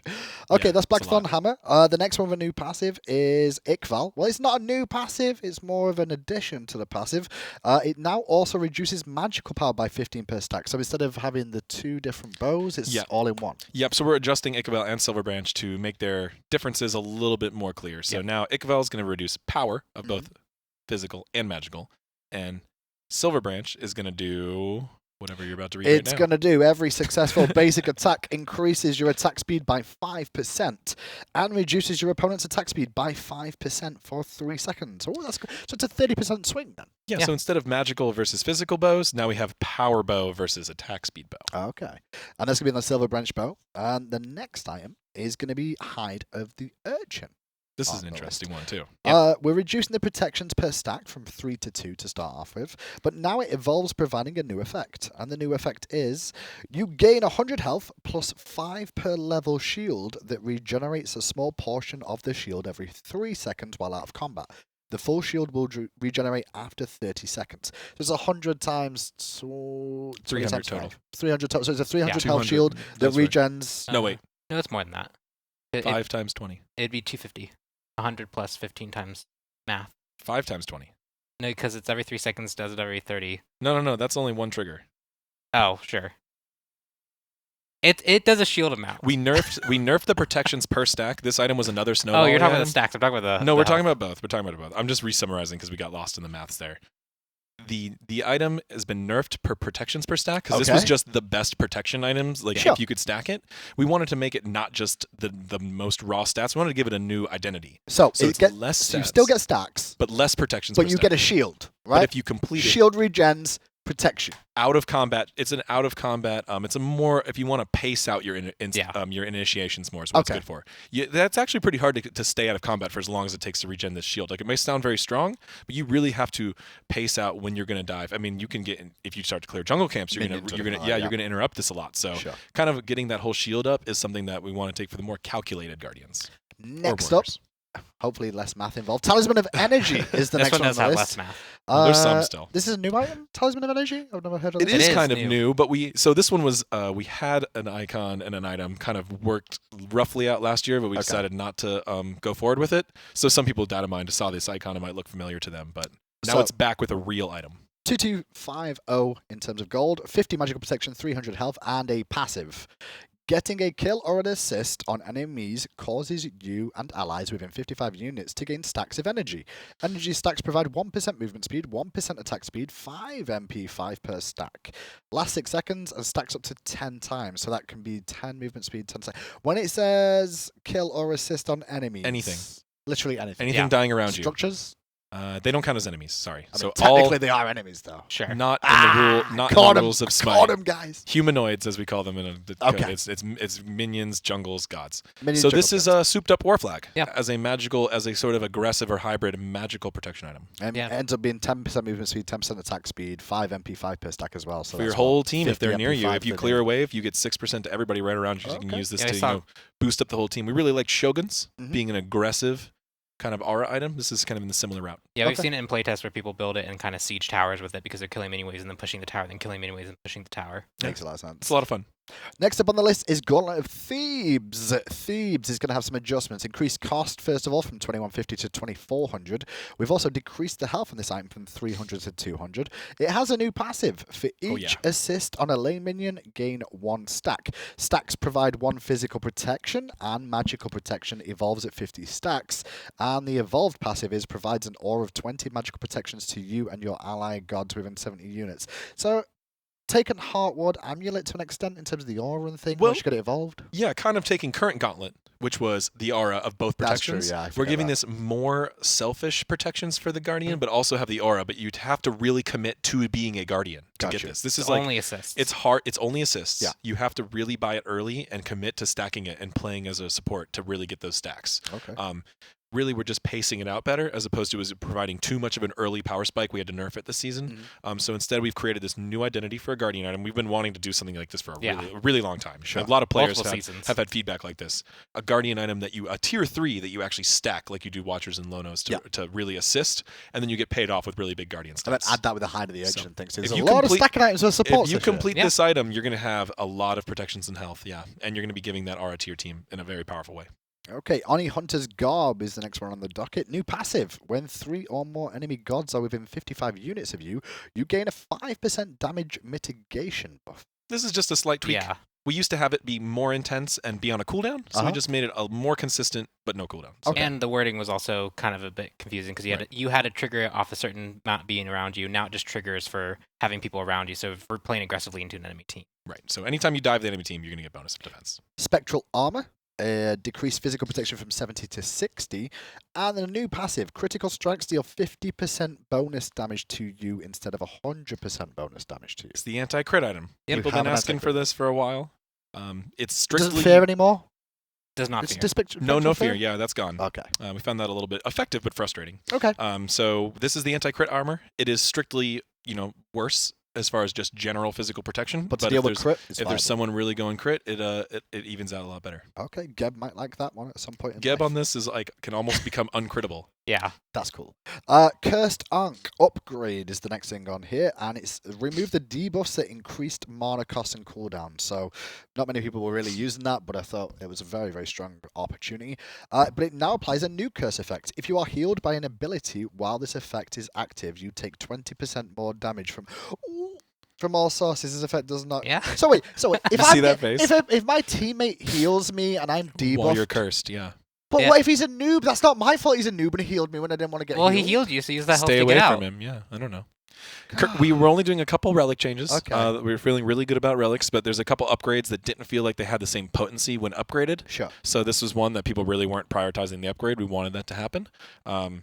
We also wanted to just look at a couple relics at a couple nerfs, but there's not going to see that many changes. So You take increased damage with this upgrade if you are getting healed. Yep. right, and that Cool. lasts for the same duration as the healing. So if you are cursed for 5 seconds, and you only Yeah. get healed the last second, you only cut that increased damage for 1 more second. Yep. Talking about relics, there's the next one. This is a big one, guys. Get ready for this. yes, rest in peace.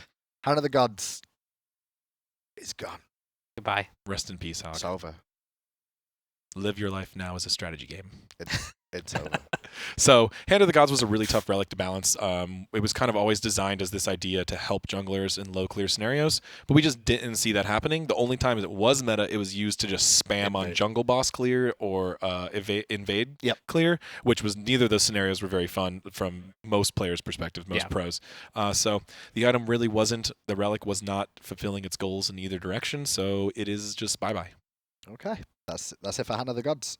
Shield of Thorns is the final relic in this section. If you are dealt 150 times your level damage while this effective is active, Shield of Thorns will end early. This applies to both this and the upgrade. So really, Okay. this just prevents those extreme scenarios where you can somehow reflect an absurd amount of damage. If there's going to have a cap now. Right.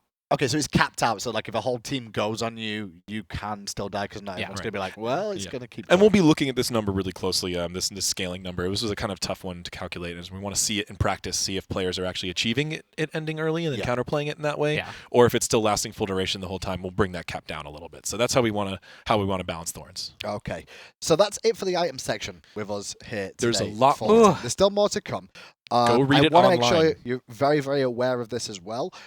Twitter and Reddit will be live all the time after the show with after the patch note show with the live patch notes going out for you all to read individual single line changes, as well as answering any questions you guys have. What we're going to do, though, instead of going straight into God Balance, is we're going to have a little interlude with the lovely Tina and Chuck and have a look at some of these skins while these guys go and get some of those questions answered. We'll be back in a second.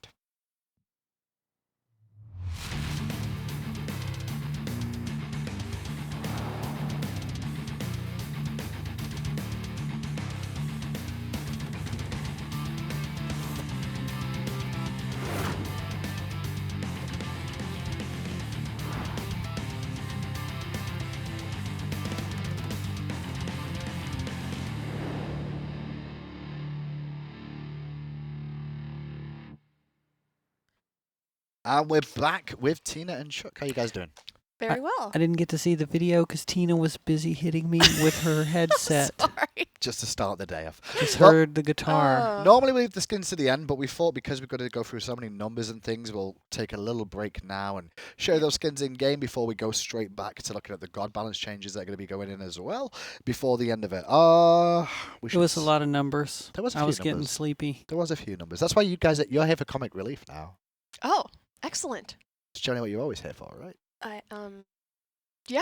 Yeah. I thought You we can were count here on us, dude. for our expertise. Oh, that too. I mean, yeah. If you want to put it that way, I guess. You can try to. We'll start things off with Star Salvager Scardy. This looks amazing, by the way. I heard a lot about one of the jokes in this or something that you made a mistake, right? Yeah, I did. I was supposed to say another man's trash is my kind of treasure, and instead I wrote another man's junk is my kind of treasure. And That's better. I know. Was that a too bad Tina? Yeah, it was a too bad teens moment, so I got rid of it. It looks so good, but it looks like it's in digital format right now, where it's He like, okay, is. it's uploading Yes. right Yeah. now. Mm-hmm. It's He's his great. holograph. He beeps too, Version. so he actually cusses a lot, but Have we know, got he game sound, beeps by the way? instead. I'm not sure. Yeah, I don't hear 'cause game sound. Oh, now we Oh. do. There we go. Thank you. Production's way on the ball today. Shout out to production there. We're not in the usual setting we would normally be in, but man, they're making things work. Mhm.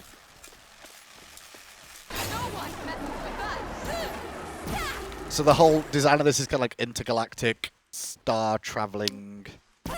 yeah, she's Yes. she's kind of a She space likes traveler who collects stuff and makes hunts robot for dogs junk. and gadgets. She's got gadgetry. Yeah. All her abilities are space gadgetry based now. And there's a look at that one. And we should be able to hear the voice pack as well with this. Oh yeah!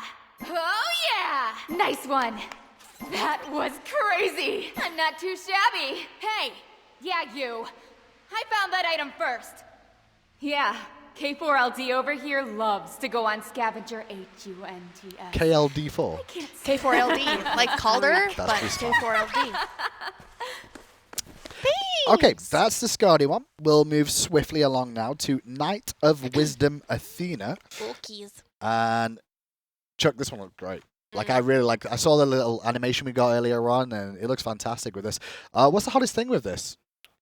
really There was, model. putting a lot of armor on somebody that doesn't have a lot of armor, helmets and all that stuff is a little bit tricky. What? But the I'm lance very looks amazing. confused About what? because we saw the lance in the card art. Oh. Oh, she's holding it upside down. Yeah, she had Oh, it the yeah, way that's around. right, That's why yeah. she, 'cause I she put was it in like, the ground. what?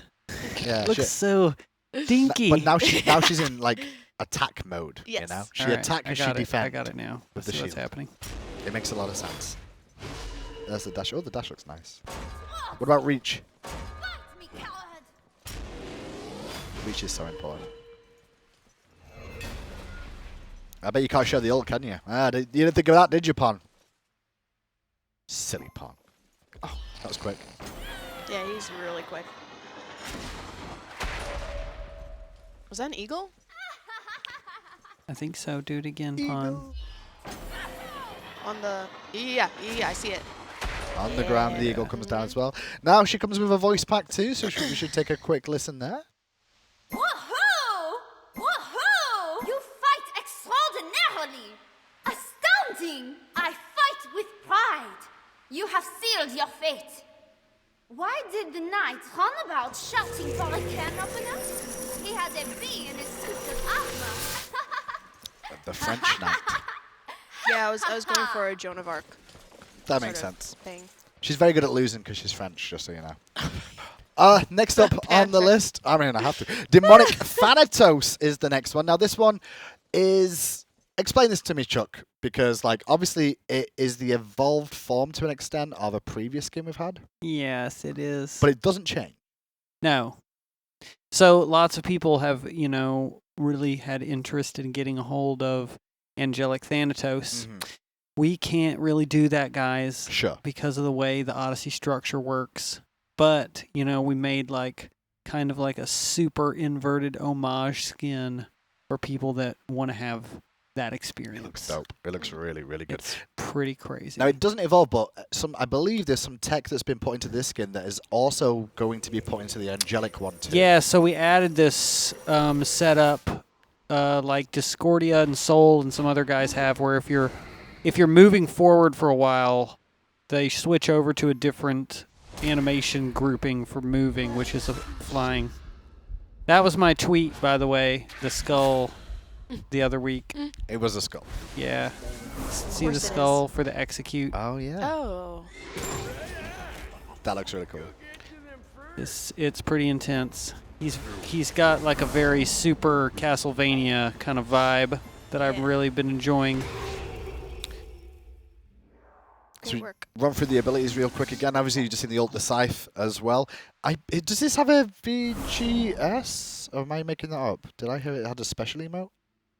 VXG? I don't believe so. I think the thing that we added was the... Oh. Yeah. Hello.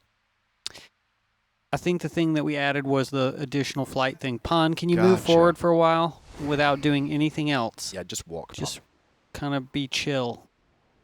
Pon being chill. That's chill.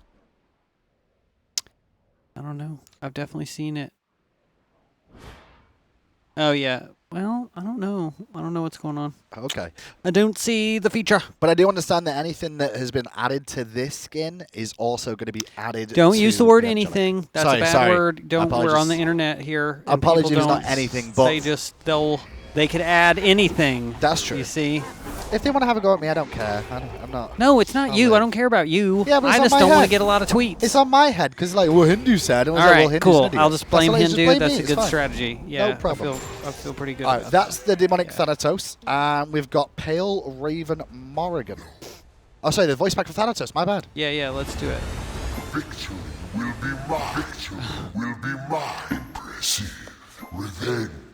I am invincible. When I realized I couldn't be everywhere, I created the mother-in-law. I created the what? Mother-in-law. When I realized I couldn't be everywhere, I created the mother-in-law. Oh, right. Okay, I get it. Okay, that's on the bingo board for a bad joke where we grow. Good job, everybody at home who put that one in. Pale Raven Morrigan is the next one on Man, that the Thanatos. list. I'm going to be using that all the time. All the time. All the time. I love the tattoos on this as well. And I love, she's pale. Yep. It Oh, reflects in the name. Pale Raven Morrigan. Yeah, this is great card, actually a too. pretty sweet Morgan. This will Now- also be pretty fun. Tina, can you tell me how these guys get this skin? Do you know off the top of your head? I've got written down here it's 150 rank wins Oh. when players should receive this, and how it's earned is by playing ranked, from what I understand. It's a ranked reward. Yeah. A ranked reward Skin. skin. Yeah. I wasn't sure if you guys knew because we've not had chance. We've been so busy with get this patch. Yeah, We've not had a yeah. chance to sit with you guys and like You're talk just through. reminding but- me right now. Well, there you go. For you guys at home, it's a ranked reward. This skin. that you'll And it be able to does have custom effects. Ooh, listen to those sounds. That is swanky. get. That's a new note. Season Pond. That is terrible. I only just noticed that. Man, what is that? That is something. Some dramatic shit is happening right What now. is that sound? Is that when they have the curse on them? Do that again. What was somebody? That was some dramatic What was music. that? the curse? Oh, we got to go faster. Okay, next up, let's have a listen to the voice pack now for Morrigan. Okay, right on. Go. Shush! Woo-hoo! We are pleased. How devious! We are number one! They don't even know what powers we possess. Honestly, we might be a pyromancer. We really, really love pie. And that's it for the skin section for I like now. the pyromancer joke The pyromancer about joke did pie. Oh, Yeah. thank you. Pie is important. You guys have been amazing. Any last things on the skins before we let you go? I think we're good. Thank you so much for joining us today. We'll be back momentarily with the God section now of the game. We'll be right back after this. Mortals, do not fear death. Death is not the end. Death is the beginning. Surrender to the flames of Ragnarok. Forge a new world where all shall fear me.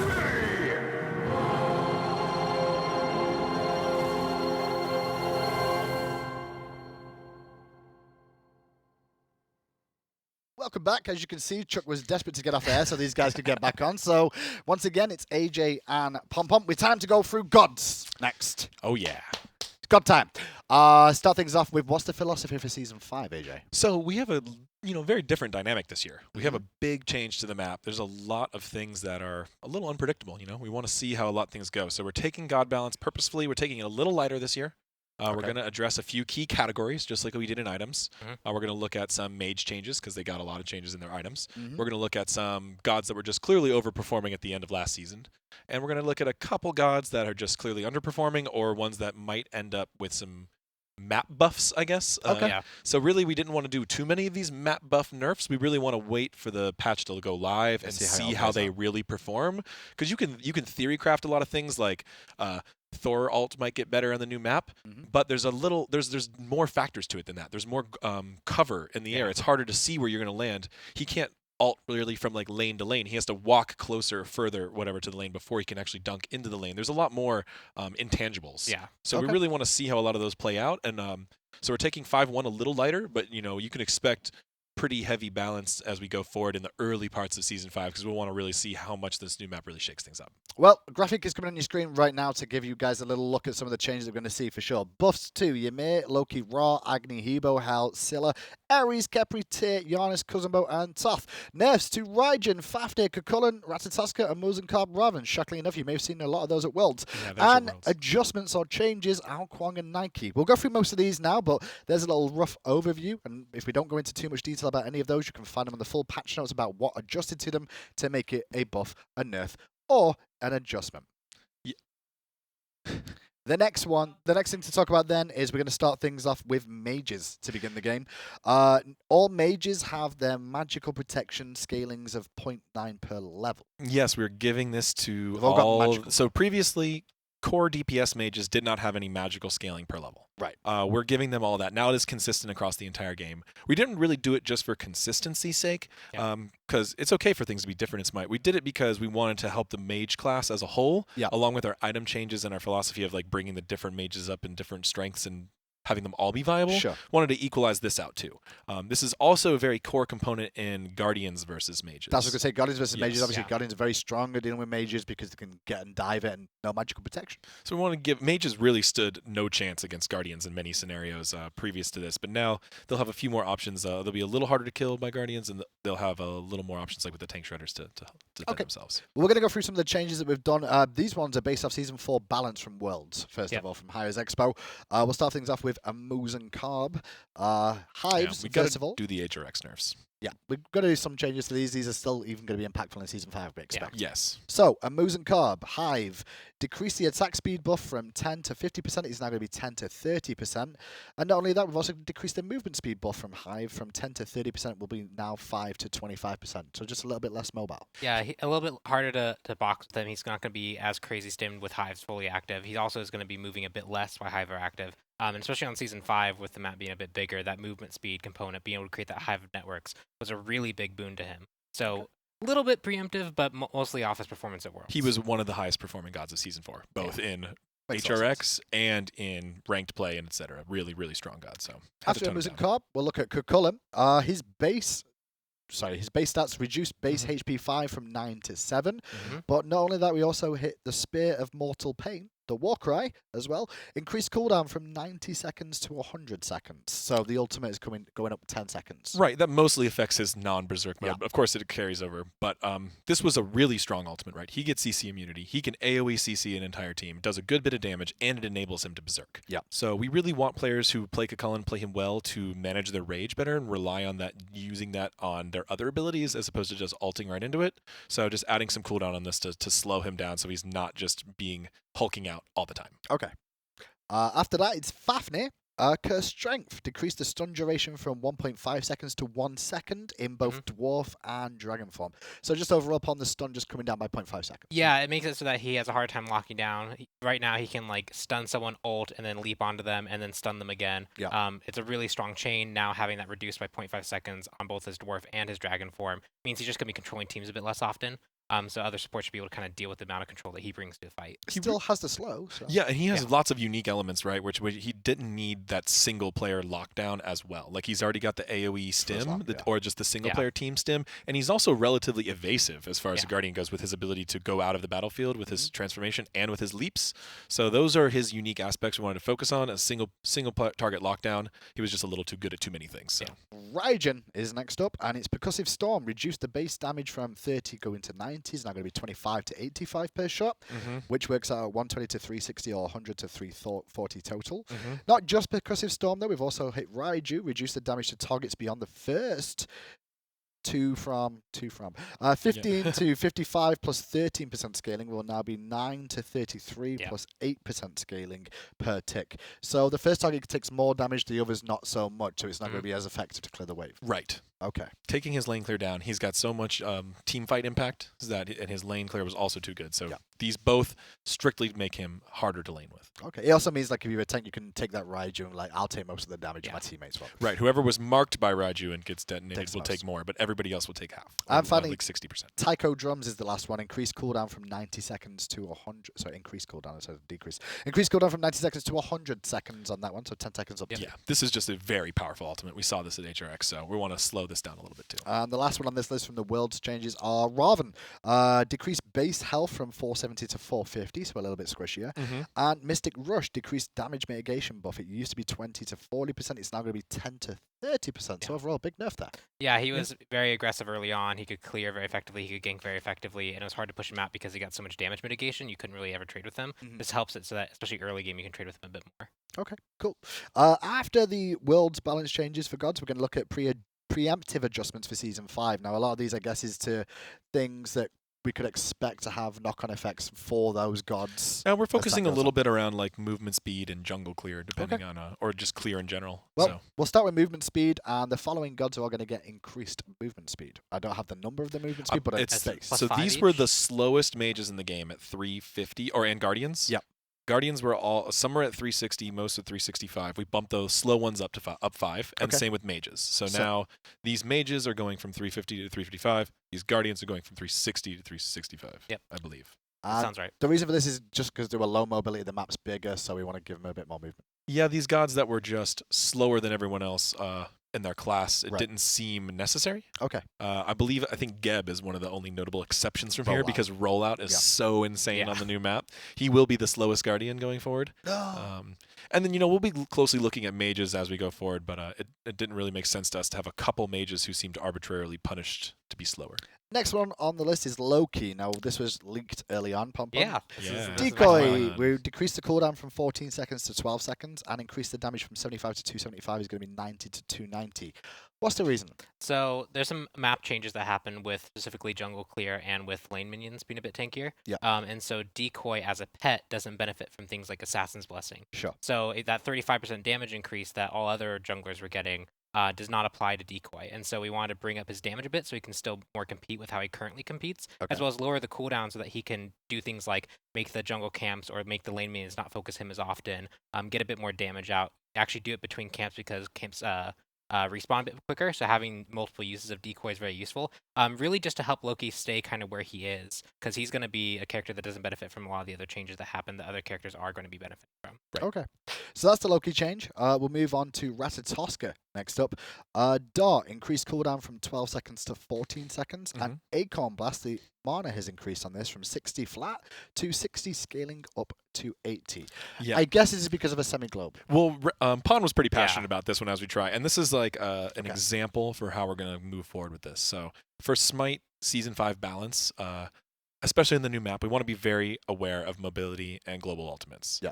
Specifically, we targeted Ratatosker because he had multiple factors of this. He had a low cooldown, long distance dash, he had a global ult, and he had an ability that allowed him to buy more items, his passive, buy items from the map, which is, so he had like 3 advantages of this new map, where most gods only have like 2. Sure. So we're taking him down first. We're going to continue looking at gods like this, and one of the things we'll probably be doing in a lot of cases if we see this is increase the cooldown of leaps and dashes. So if we see specific gods, Willix, Suku or something, if she's overperforming really heavily, maybe we'll take that cooldown up a couple seconds. This is something we want to do as we go forward, though. So we're not doing this just on every single fast character in the game right now. Sure. We know we were pretty certain that Ratatosker was going to be very strong. Him being able to buy his Acorn out in the middle of the map is really, really impactful, where other characters have to back. It's a huge shift for him. Yeah. So we'll be looking at that as we go forward. So okay. We'll try that out together, and we'll see. And we think, overall, that as a whole, at making leaps and dashes have a little bit longer cooldown on certain gods that need it will be a good thing for players all over the game. Those are very powerful abilities. You don't want, free escapes. We want you to really think about it when you use those types of abilities. So overall, I think it'll have a positive effect going forward. So after those changes, we're going to look at some additional adjustments as well. We're going to start this off with Nike, first of all. Nike's getting a bit of an adjustment is what we put down on the list, and Nike is now knockback immune while channeling this ability on Rent.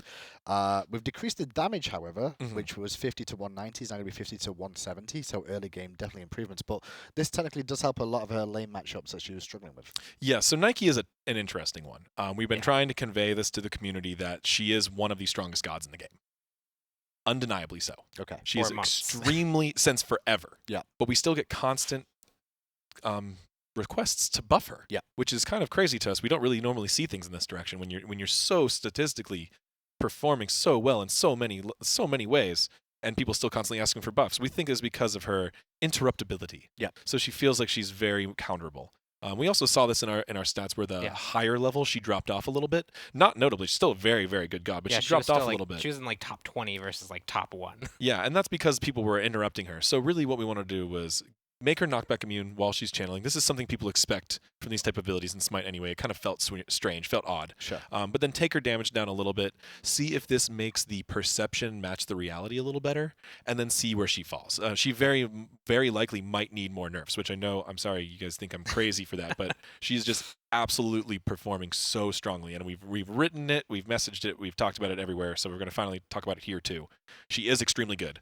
Yeah. I'm sorry that you asked for buffs, and we can't give those to you because she's already the best. I mean, one of the best gods in the game. knockback immunity is pretty strong. It is. This is a buff in a lot of scenarios, but not in every scenario. So that's why we have it here under the adjustments. And section. her average damage over the course of a game, especially in games where we don't actually expect that she's getting interrupted often, is going significantly down. Okay. Right. After Nike, we're going to talk about Toth. Hieroglyphic Assault is the thing that's going to get changed. Increased base damage from 35 to 115. It's going to be 40 to 120. So he was struggling in the early game in terms of clear, is what a lot of people were saying, and that's, I guess, the area we buffed, right? Yep. Toth is interesting. He's kind of the opposite case of Nike. Right. Most people think he's OP. think he's OP, but he's actually very low performance. So we finally saw towards the end of Season 5 his popularity and his prioritization finally dropped down a little bit for other mages, this kind of opened up the window for us to give him a buff that honestly I think he's been needing for quite a while. Yeah. He is one of the lower damaging mages. People struggle to clear with him early. He has a lot of skill shots. You have to hit all of them to be impactful. So getting just a slight damage adjustment here to bring him in line. And last but not least to talk about is going to be Tear. Power Cleave. Increase the heal physical power scaling from 0% to 20%. So Tear can heal more. Yeah, Yeah. so his healing actually scales. It was a flat heal before, and this really comes off a change that we made really early season 4 where he was really strong. We changed the healing so that it only worked single off gods, and it was kind of capped when you did it with minions. Yep. And then since then we saw him really struggle. We made a few adjustments to try and bring him back.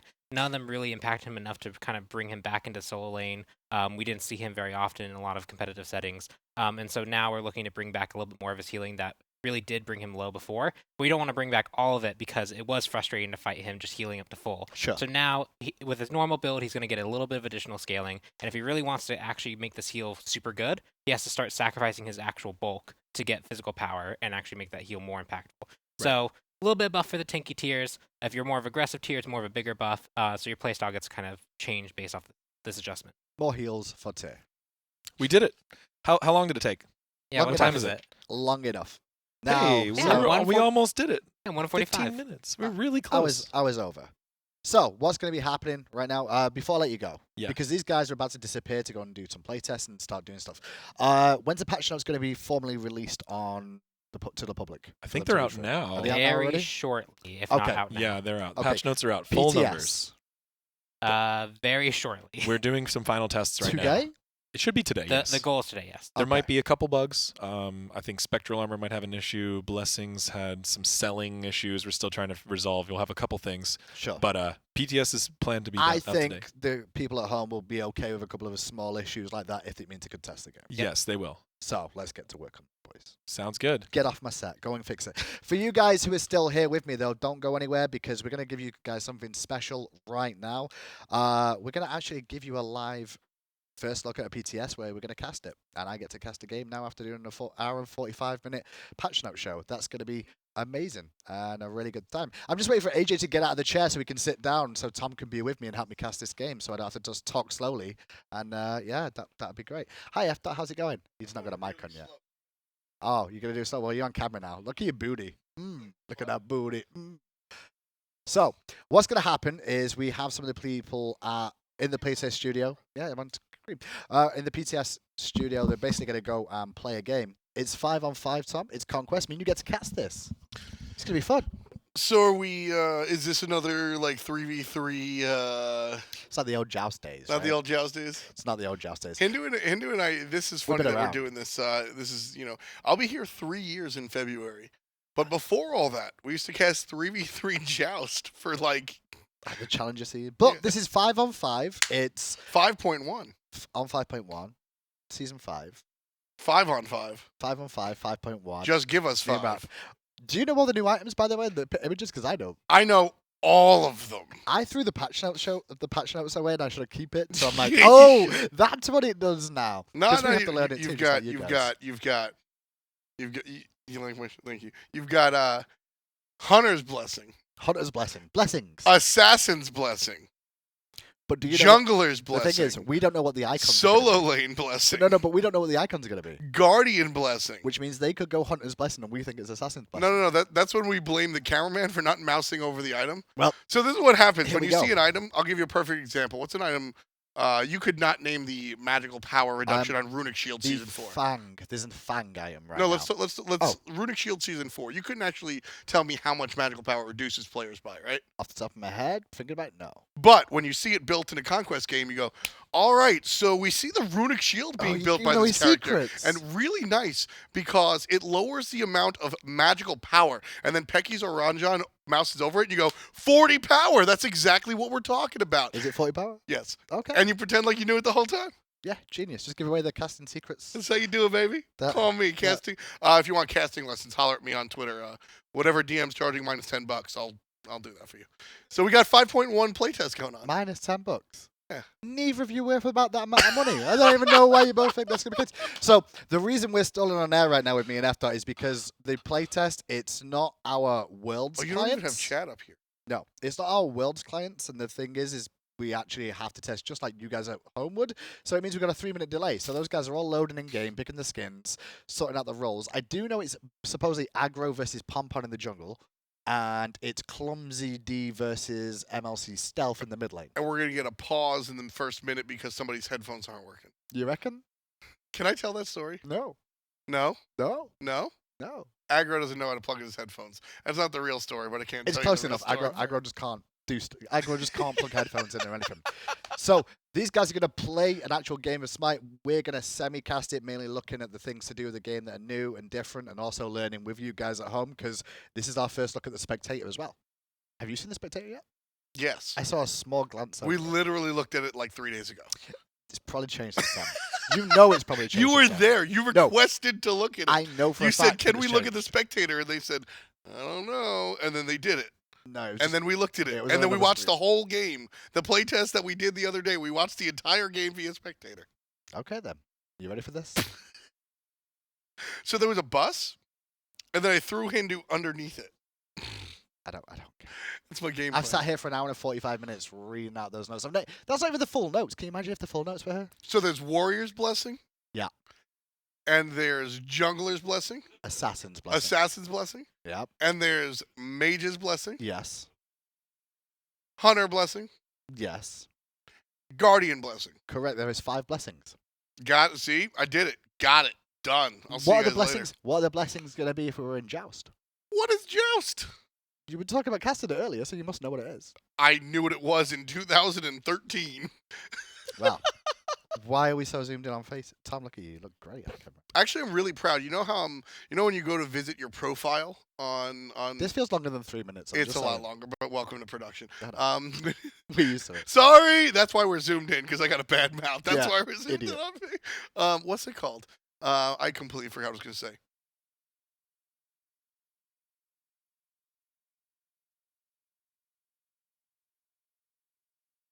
I actually did forget what I was going to say, by the way. I don't even know what you were talking about. I kind of switch off most of the time when you speak anyway. so What that was I makes talking sense. about? You were talking about offering lessons for cheaper than DM. No, that was a throwaway joke. Throw me on a bus. Yeah, no. That was a good one, though. It was alright. It was really good. It's okay. Pompon is. Why is Pompon running through here? Pod go, no, you're supposed to be playing I in the wish we had a playtest. He's literally here. There's clearly issues. So anyway, let's get serious. For a Oh, I minute. wanted somebody to charge my phone because I wanted to see chat. Okay, let's get serious for a minute. What are you most excited about season 5? Real talk, one of the most exciting things about season 5 is the fact that we're giving the people what they want.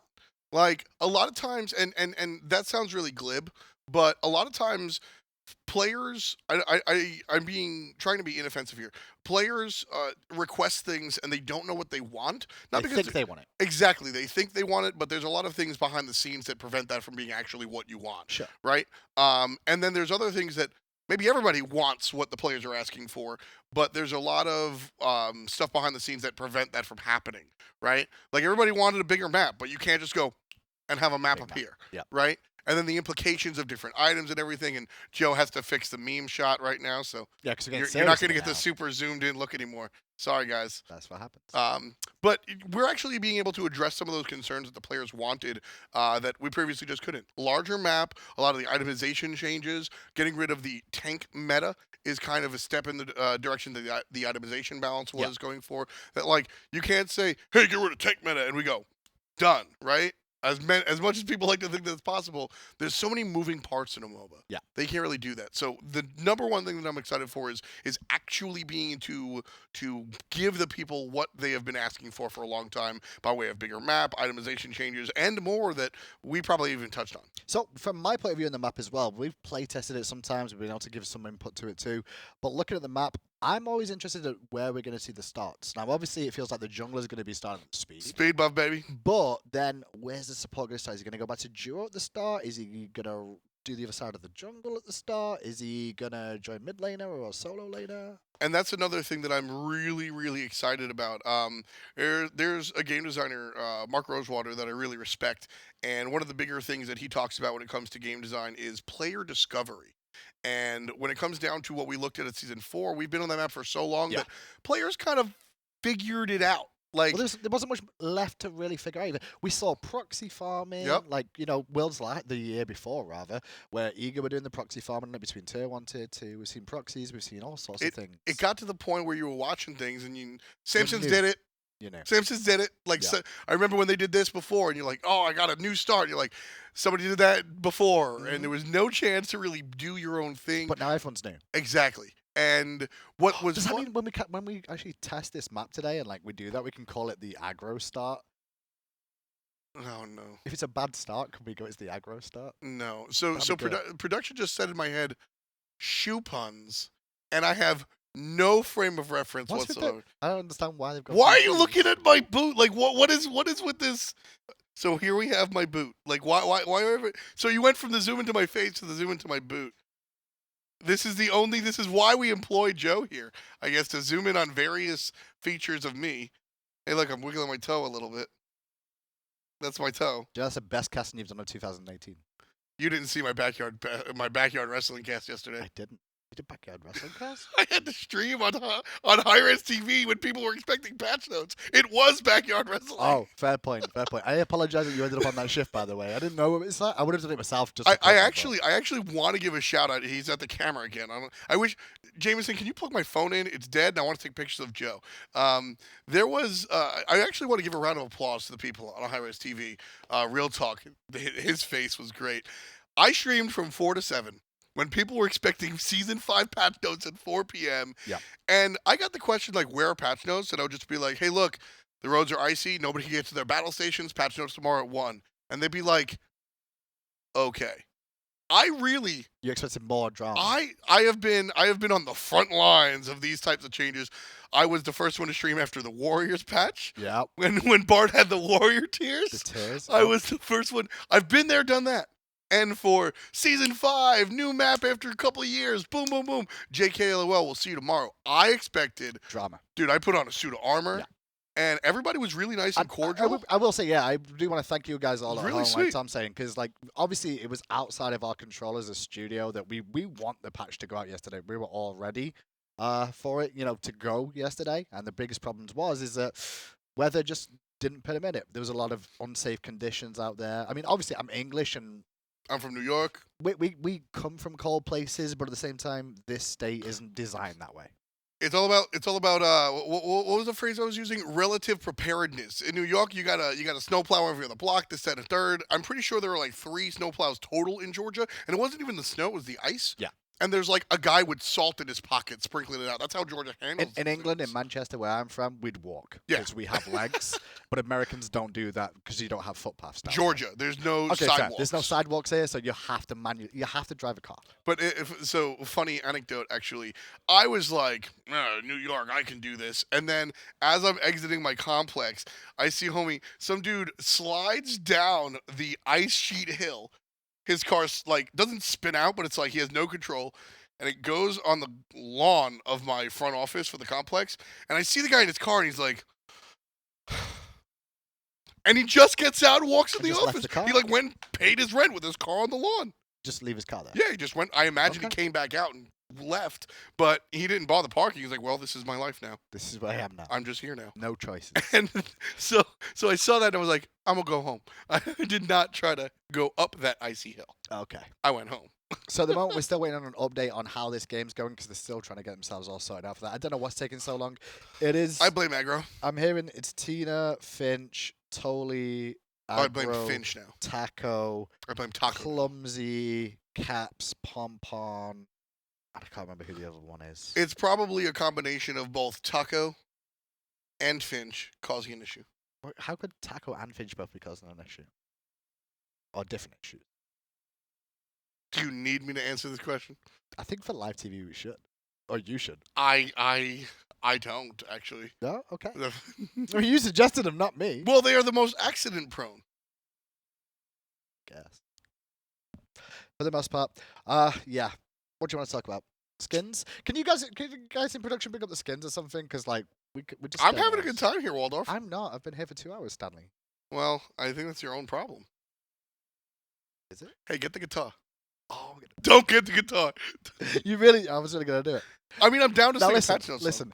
That face. What is that That face? face looks creepy as hell. This is a scary face. It is. Like it's psychotic. It's that. You brought a girl home, No. and the next morning you see her smiling at you like that, and you're like, no, what did I do? I don't bring rave girls home, dude. That's Is she a not. rave girl? Do you see her face? That's fair. Now that's somebody to bring home. Which one? Well, you got Aggro in the foreground and Finch in the background. Take your guess. Yo, that's a dope explanation of that. It is Aggro and Finch. That's exactly what it is, dude. You notice how Aggro's got a weapon to make himself feel a little bit stronger because he's against Finch? Aggro's on his way up right now with that weapon, and he's gonna kill us both. See it from the background. I like that one. The Scott. Now that is a good dog. I saw you saying "good dog" before, and I said, "Good dog." I'm glad you said that because I thought you were going to turn and go. And I was going to say, it's not a dog. It's a robot. I mean, it's a robot dog. Shouts to MC Chris, but it is a dog. Let's talk about the actual god, though. Arlong Scotty. Shen.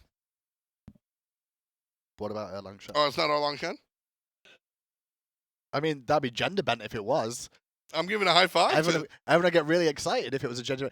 Should we just do that now? Just like pretend if someone's just tuning in to Patch Notes, we put a skin on live. We'll go and welcome. Give me a new skin production. Watch this. I know what I'm doing. I've got an idea.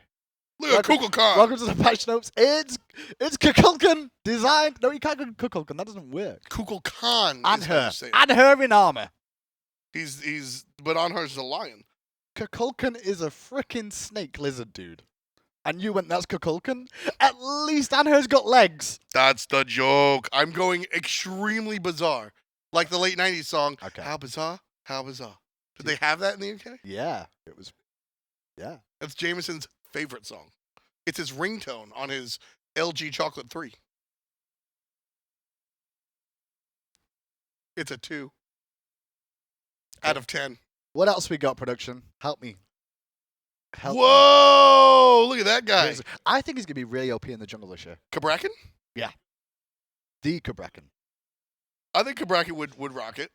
Kubrakan with a scythe sounds kind of dangerous. Look at those horns, though. He's very horny. Nope. Tina's not even here. I don't. I had to do it for Tina. Tina would have expected that. Oh, no. They're taking the guitar someplace else. I don't even know They've what stolen they're the guitar. They have stolen doing. the They guitar. have stolen the guitar. The Thanatos. Oh, well, we have a friend here now. It's actually a nice one. It's got a built-in tuner. That's pretty cute. I like that. This is Nuwa. No. This is That legit does look like Nuwa, though, when you think about it. Take away the bird, right? And take away the staff, and you would think that was Nuwa thinking about it.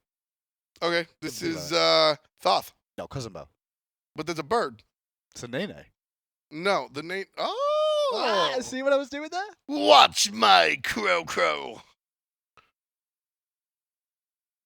You didn't like that one? No, not really. You got to zoom in. We got a Hindu's No, I face. can't right do that there. face again. No, That was a good one. not so sure about it. That was a good one. It looked like you had some High-res guitar, the special high-res guest. guitar. Well, now, so here's the thing. If I were to play guitar, that is a sexual harassment lawsuit Guitar. because it's high-res guitar. Never So I can't like go grab this thing anymore. That is true. Now you've personified the guitar. We have. I was gonna sing the Patch Note song. Just so you know, when we first started this little segment we had, I thought we were told 3 minutes. We had a Patch Note song. Of waiting. Yeah, let's listen to the Patch Note song. Can they hear that stream? Probably not.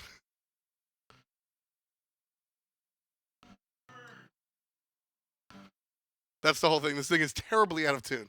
Okay. Hindu, can you sing for us, actually? Yeah, you ready? All right. You start the song. Gotta be louder because I'm not doing it if I can't hear it. Patch notes. Patch notes. This is the whole thing. What a wonderful time. Patch notes. Patch notes. I feel like committing a crime. That's your Yeah. whole thing? Patch note.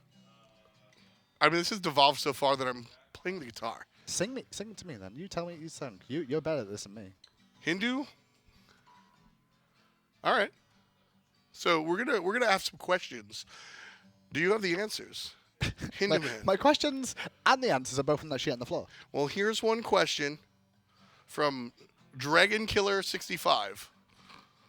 all of those items you were talking about, will they help me stay alive?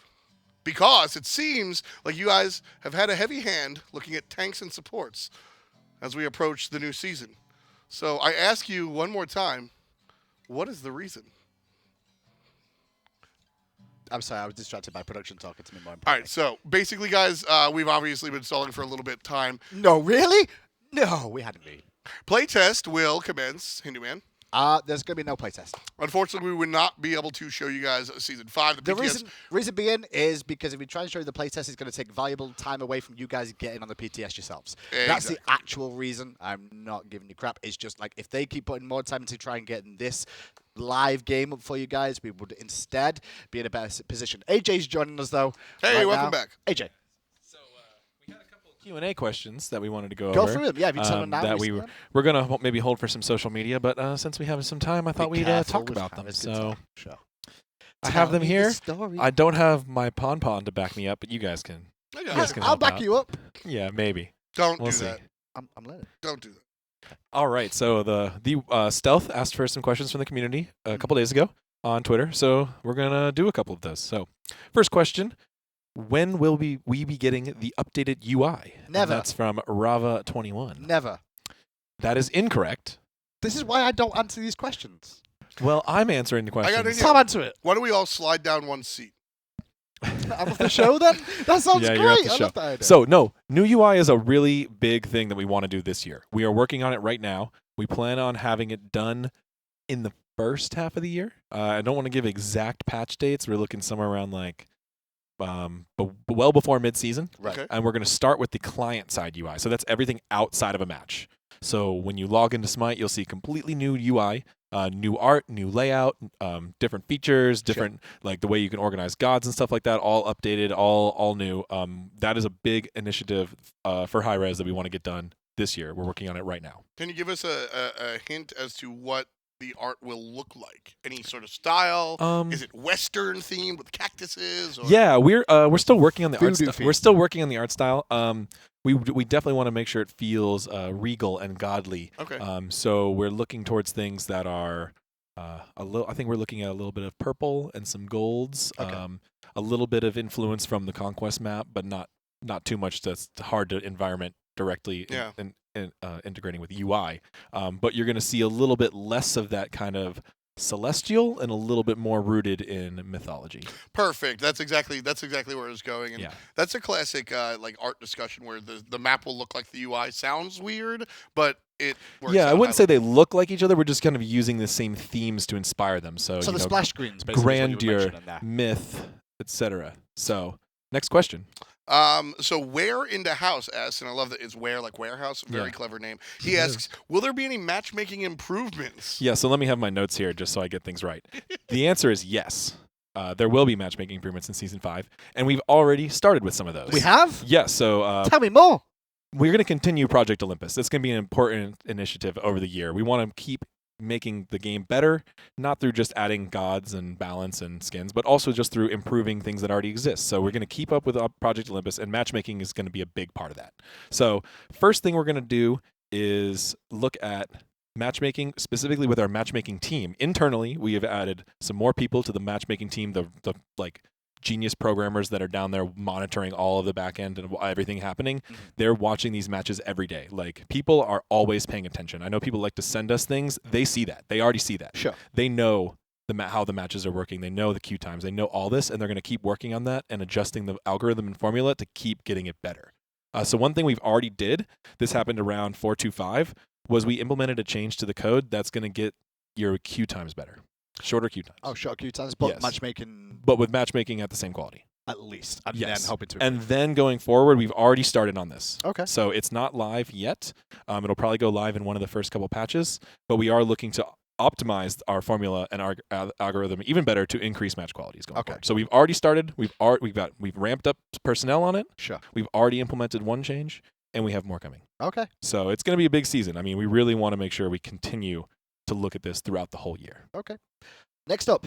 Next question is from Production's not cute. Fred E. Krueger. Freddy Krueger. Wow, that's a good name. Yeah. I've never heard of that before. It sounds kind of scary. Will hunters have less cookie cutter builds in season 5? I mean, from what you just did today, it doesn't necessarily guarantee that, does it? It doesn't guarantee it, I guess. We thought this was a good question because obviously our goal is always to get diversity. We want diversity in builds. We want diversity in god picks. But I think it's interesting because I think hunter is one of the classes that generally gets like solved. Like the best DPS build usually gets calculated out. It's more about damage than survivability with that. Right. So that'll happen. But I think the way we've introduced some specific counter items, the way we adjusted Deathbringer to be more consistent, is going to bring some crit in line. The way penetration and Kins is only better against tanky targets, going to give everything a little bit more fair playing field. So, we hope that we'll see more of that. But of all the classes that generally tend to get a solved build, Hunter is the one, right? One. Yeah, that's fair. Yeah.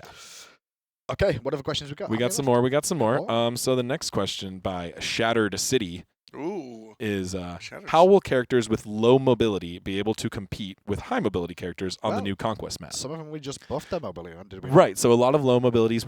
Base movement speed is actually really strong. And a really interesting thing is that leaps and dashes are strong, but being able to move fast for a longer period of time is really strong. And although it might not feel as impactful, Awilix, Amaterasu, those are very powerful. So a couple of those really immobile characters, we buffed their movement speed already, which is a step ahead. Like I also illustrated with the Ratatoskr change, we're going to look at gods that start overperforming who have mobility, and we're going to look to increase cooldowns. It might just be like them losing some of their global ability, but maybe some of their damage comes down because they have that sort of thing? Well, we're going to look at gods with mobility. Yeah. Look to increase cooldowns possibly on that mobility, unless there's other outlying. Like if one of them's the highest damage character in the game, we can adjust that too. Sure. And then immobile gods, they tend to have things to compensate already. They have very high damage or a unique niche role they can play. We'll look to play up that as we can. So, we also see things with the rotations and the way the map is larger. A lot of people have been theorizing that immobile characters will do pretty well too, because you won't just need to constantly rotate and clear with your whole team all the time. You can actually stay parked and just clear a couple things and be just as efficient. So in many ways, the map might favor immobile characters. So really going to have to just see how it shakes out. It's going to be exciting. Yeah. I think that's one of the biggest points that you just made is that a lot of these questions and a lot of the answers are we'll just have to wait and see, which is a lot of fun about Season 5 is that there's a lot that we got to see actually happen. Just for games like Smite, you can try to theorize things, but there's always a counter or a stage 2, and you go, well, actually, if this is stronger, that thing you think will be stronger will actually be worse. And you can go in circles for a long time. So we will often try to look at multiple paths. This path will make this viable. This path can make this viable. But of course, someone can always counter it this way. We see this very interlocking network. So. That's why we do rely on the actual results more so than the theory crafting. You ever play Mousetrap? Mousetrap? Oh, yeah. Balance frequently feels like, we'll make this tweak over here, and then 5 minutes later down the line, that's what's changing. The board game that takes more time to set up than it does to play, right? All you want to do is just do the whole thing. Yeah, I know, right? The game, right? That's all it is. That's a funny game. Smite is a better game, I would say. I would say so. All right, next question. Were you more cautious with what you buff or nerfed and changed in Season 5? From Aphrodite. Oh, that's not the same question that's on the screen right now. There we go. Oh, sorry. But we already we did the mobility one, right? Did I get ahead of it? No, you're right. Okay. You're right. Hindu Man is wrong. Cool. You've just played production. It was just a moment. I've only seen that. Production rules. So we were definitely more cautious, as you can see, as you've seen the notes now. We didn't do a lot of overhauls on specific gods. We didn't do quite as many big buffs and nerfs. We wanted to really target things. Okay. So we looked at the gods that were clearly overperforming in HRX. We looked at some gods with some mobility issues. We looked at some gods with some key things we wanted to shift. Sure. And we did those things. Really, like we said, with so many things changing, we want to see how things play out. Right. So, I can expect 5.2, 5.3, maybe not 5.2 because we'll still be really fresh on the data there and the feedback, but 5.3 and going forward, those will probably be a little bit bigger than your average balance patch because the dust will be settling from the changes. Can I ask why we're 5.1 and not 5.0? It's just always been like that. I had that issue. 5.1. I think it's nice to start at 1 because that makes sense. It's the first patch of the new season, like 5.0. I mean, I think it's more of something we've done a long time ago. Someone made this decision, so it could be confusing to have 1 year where it's 1 and not the other. No, I thought there was just an actual reason. I thought only half trolling. I thought there was like maybe the internal build is 5.0. I actually had no idea. No, I don't know. Like, a lot of times in programming, you do start at 0. and count up from there. But Well, when you build a building, you skip number 13, right? So like different idiosyncrasies. I guess so. Anybody? I like 5.1 because it's the first patch. There so you it's go. That's all- clear that's that all we're that's ready. Yeah. So That's not fair. the 0th, but you know. Okay, that's yeah. We talked about that and that and that. Okay. Are we done? So we have one more Last question. One more. Let's One go. more. How does the map affect globals like Mercury Alt and Apollo Alt? Well, I mean, That's from Adele A. We talked about this a little bit already, but it's good to reiterate. So, you know, mobility will be powerful, but there's counters to that. And there's also in those intangible features that I mentioned, so there's a lot more tree cover. Yeah. So if you don't have Mhm. wards around, you could lose sight, and you're not going to be able to hit those Rama snipes as easily because you won't be able to clearly see those gods. There's Sure. more things in the jungle. You've got the fog, you've got the trees, you've That's got the true. tall landmarks. That's gonna make those ultimates a little harder to hit. They're not just going to be straight up better. that's fair. Also, if you think of things in relative distance, like how far Thor has to run from his speed buff before he can ult and still hit duo lane, he's got to run further now. Yeah. So it's still good, but it's got a slight counteracting effect to it, right? Yeah, I was gonna say not all globals are created equal. Very true. I think the Athena ultimate is probably a little bit more impactful than the Thor ultimate. Right? True global. And Mercury, I mean, talk about like getting stuck up in the jungle, right? I was gonna say Much Mercury- less. Mercury's kind of going to struggle a little bit in the jungle because the paths are not as clear sighted as they once were. But the Yeah. lanes. But the lane in mid is definitely a better gank path for him because it's much more of a straight Yeah, shot. but So. he might, and you know, and that's okay.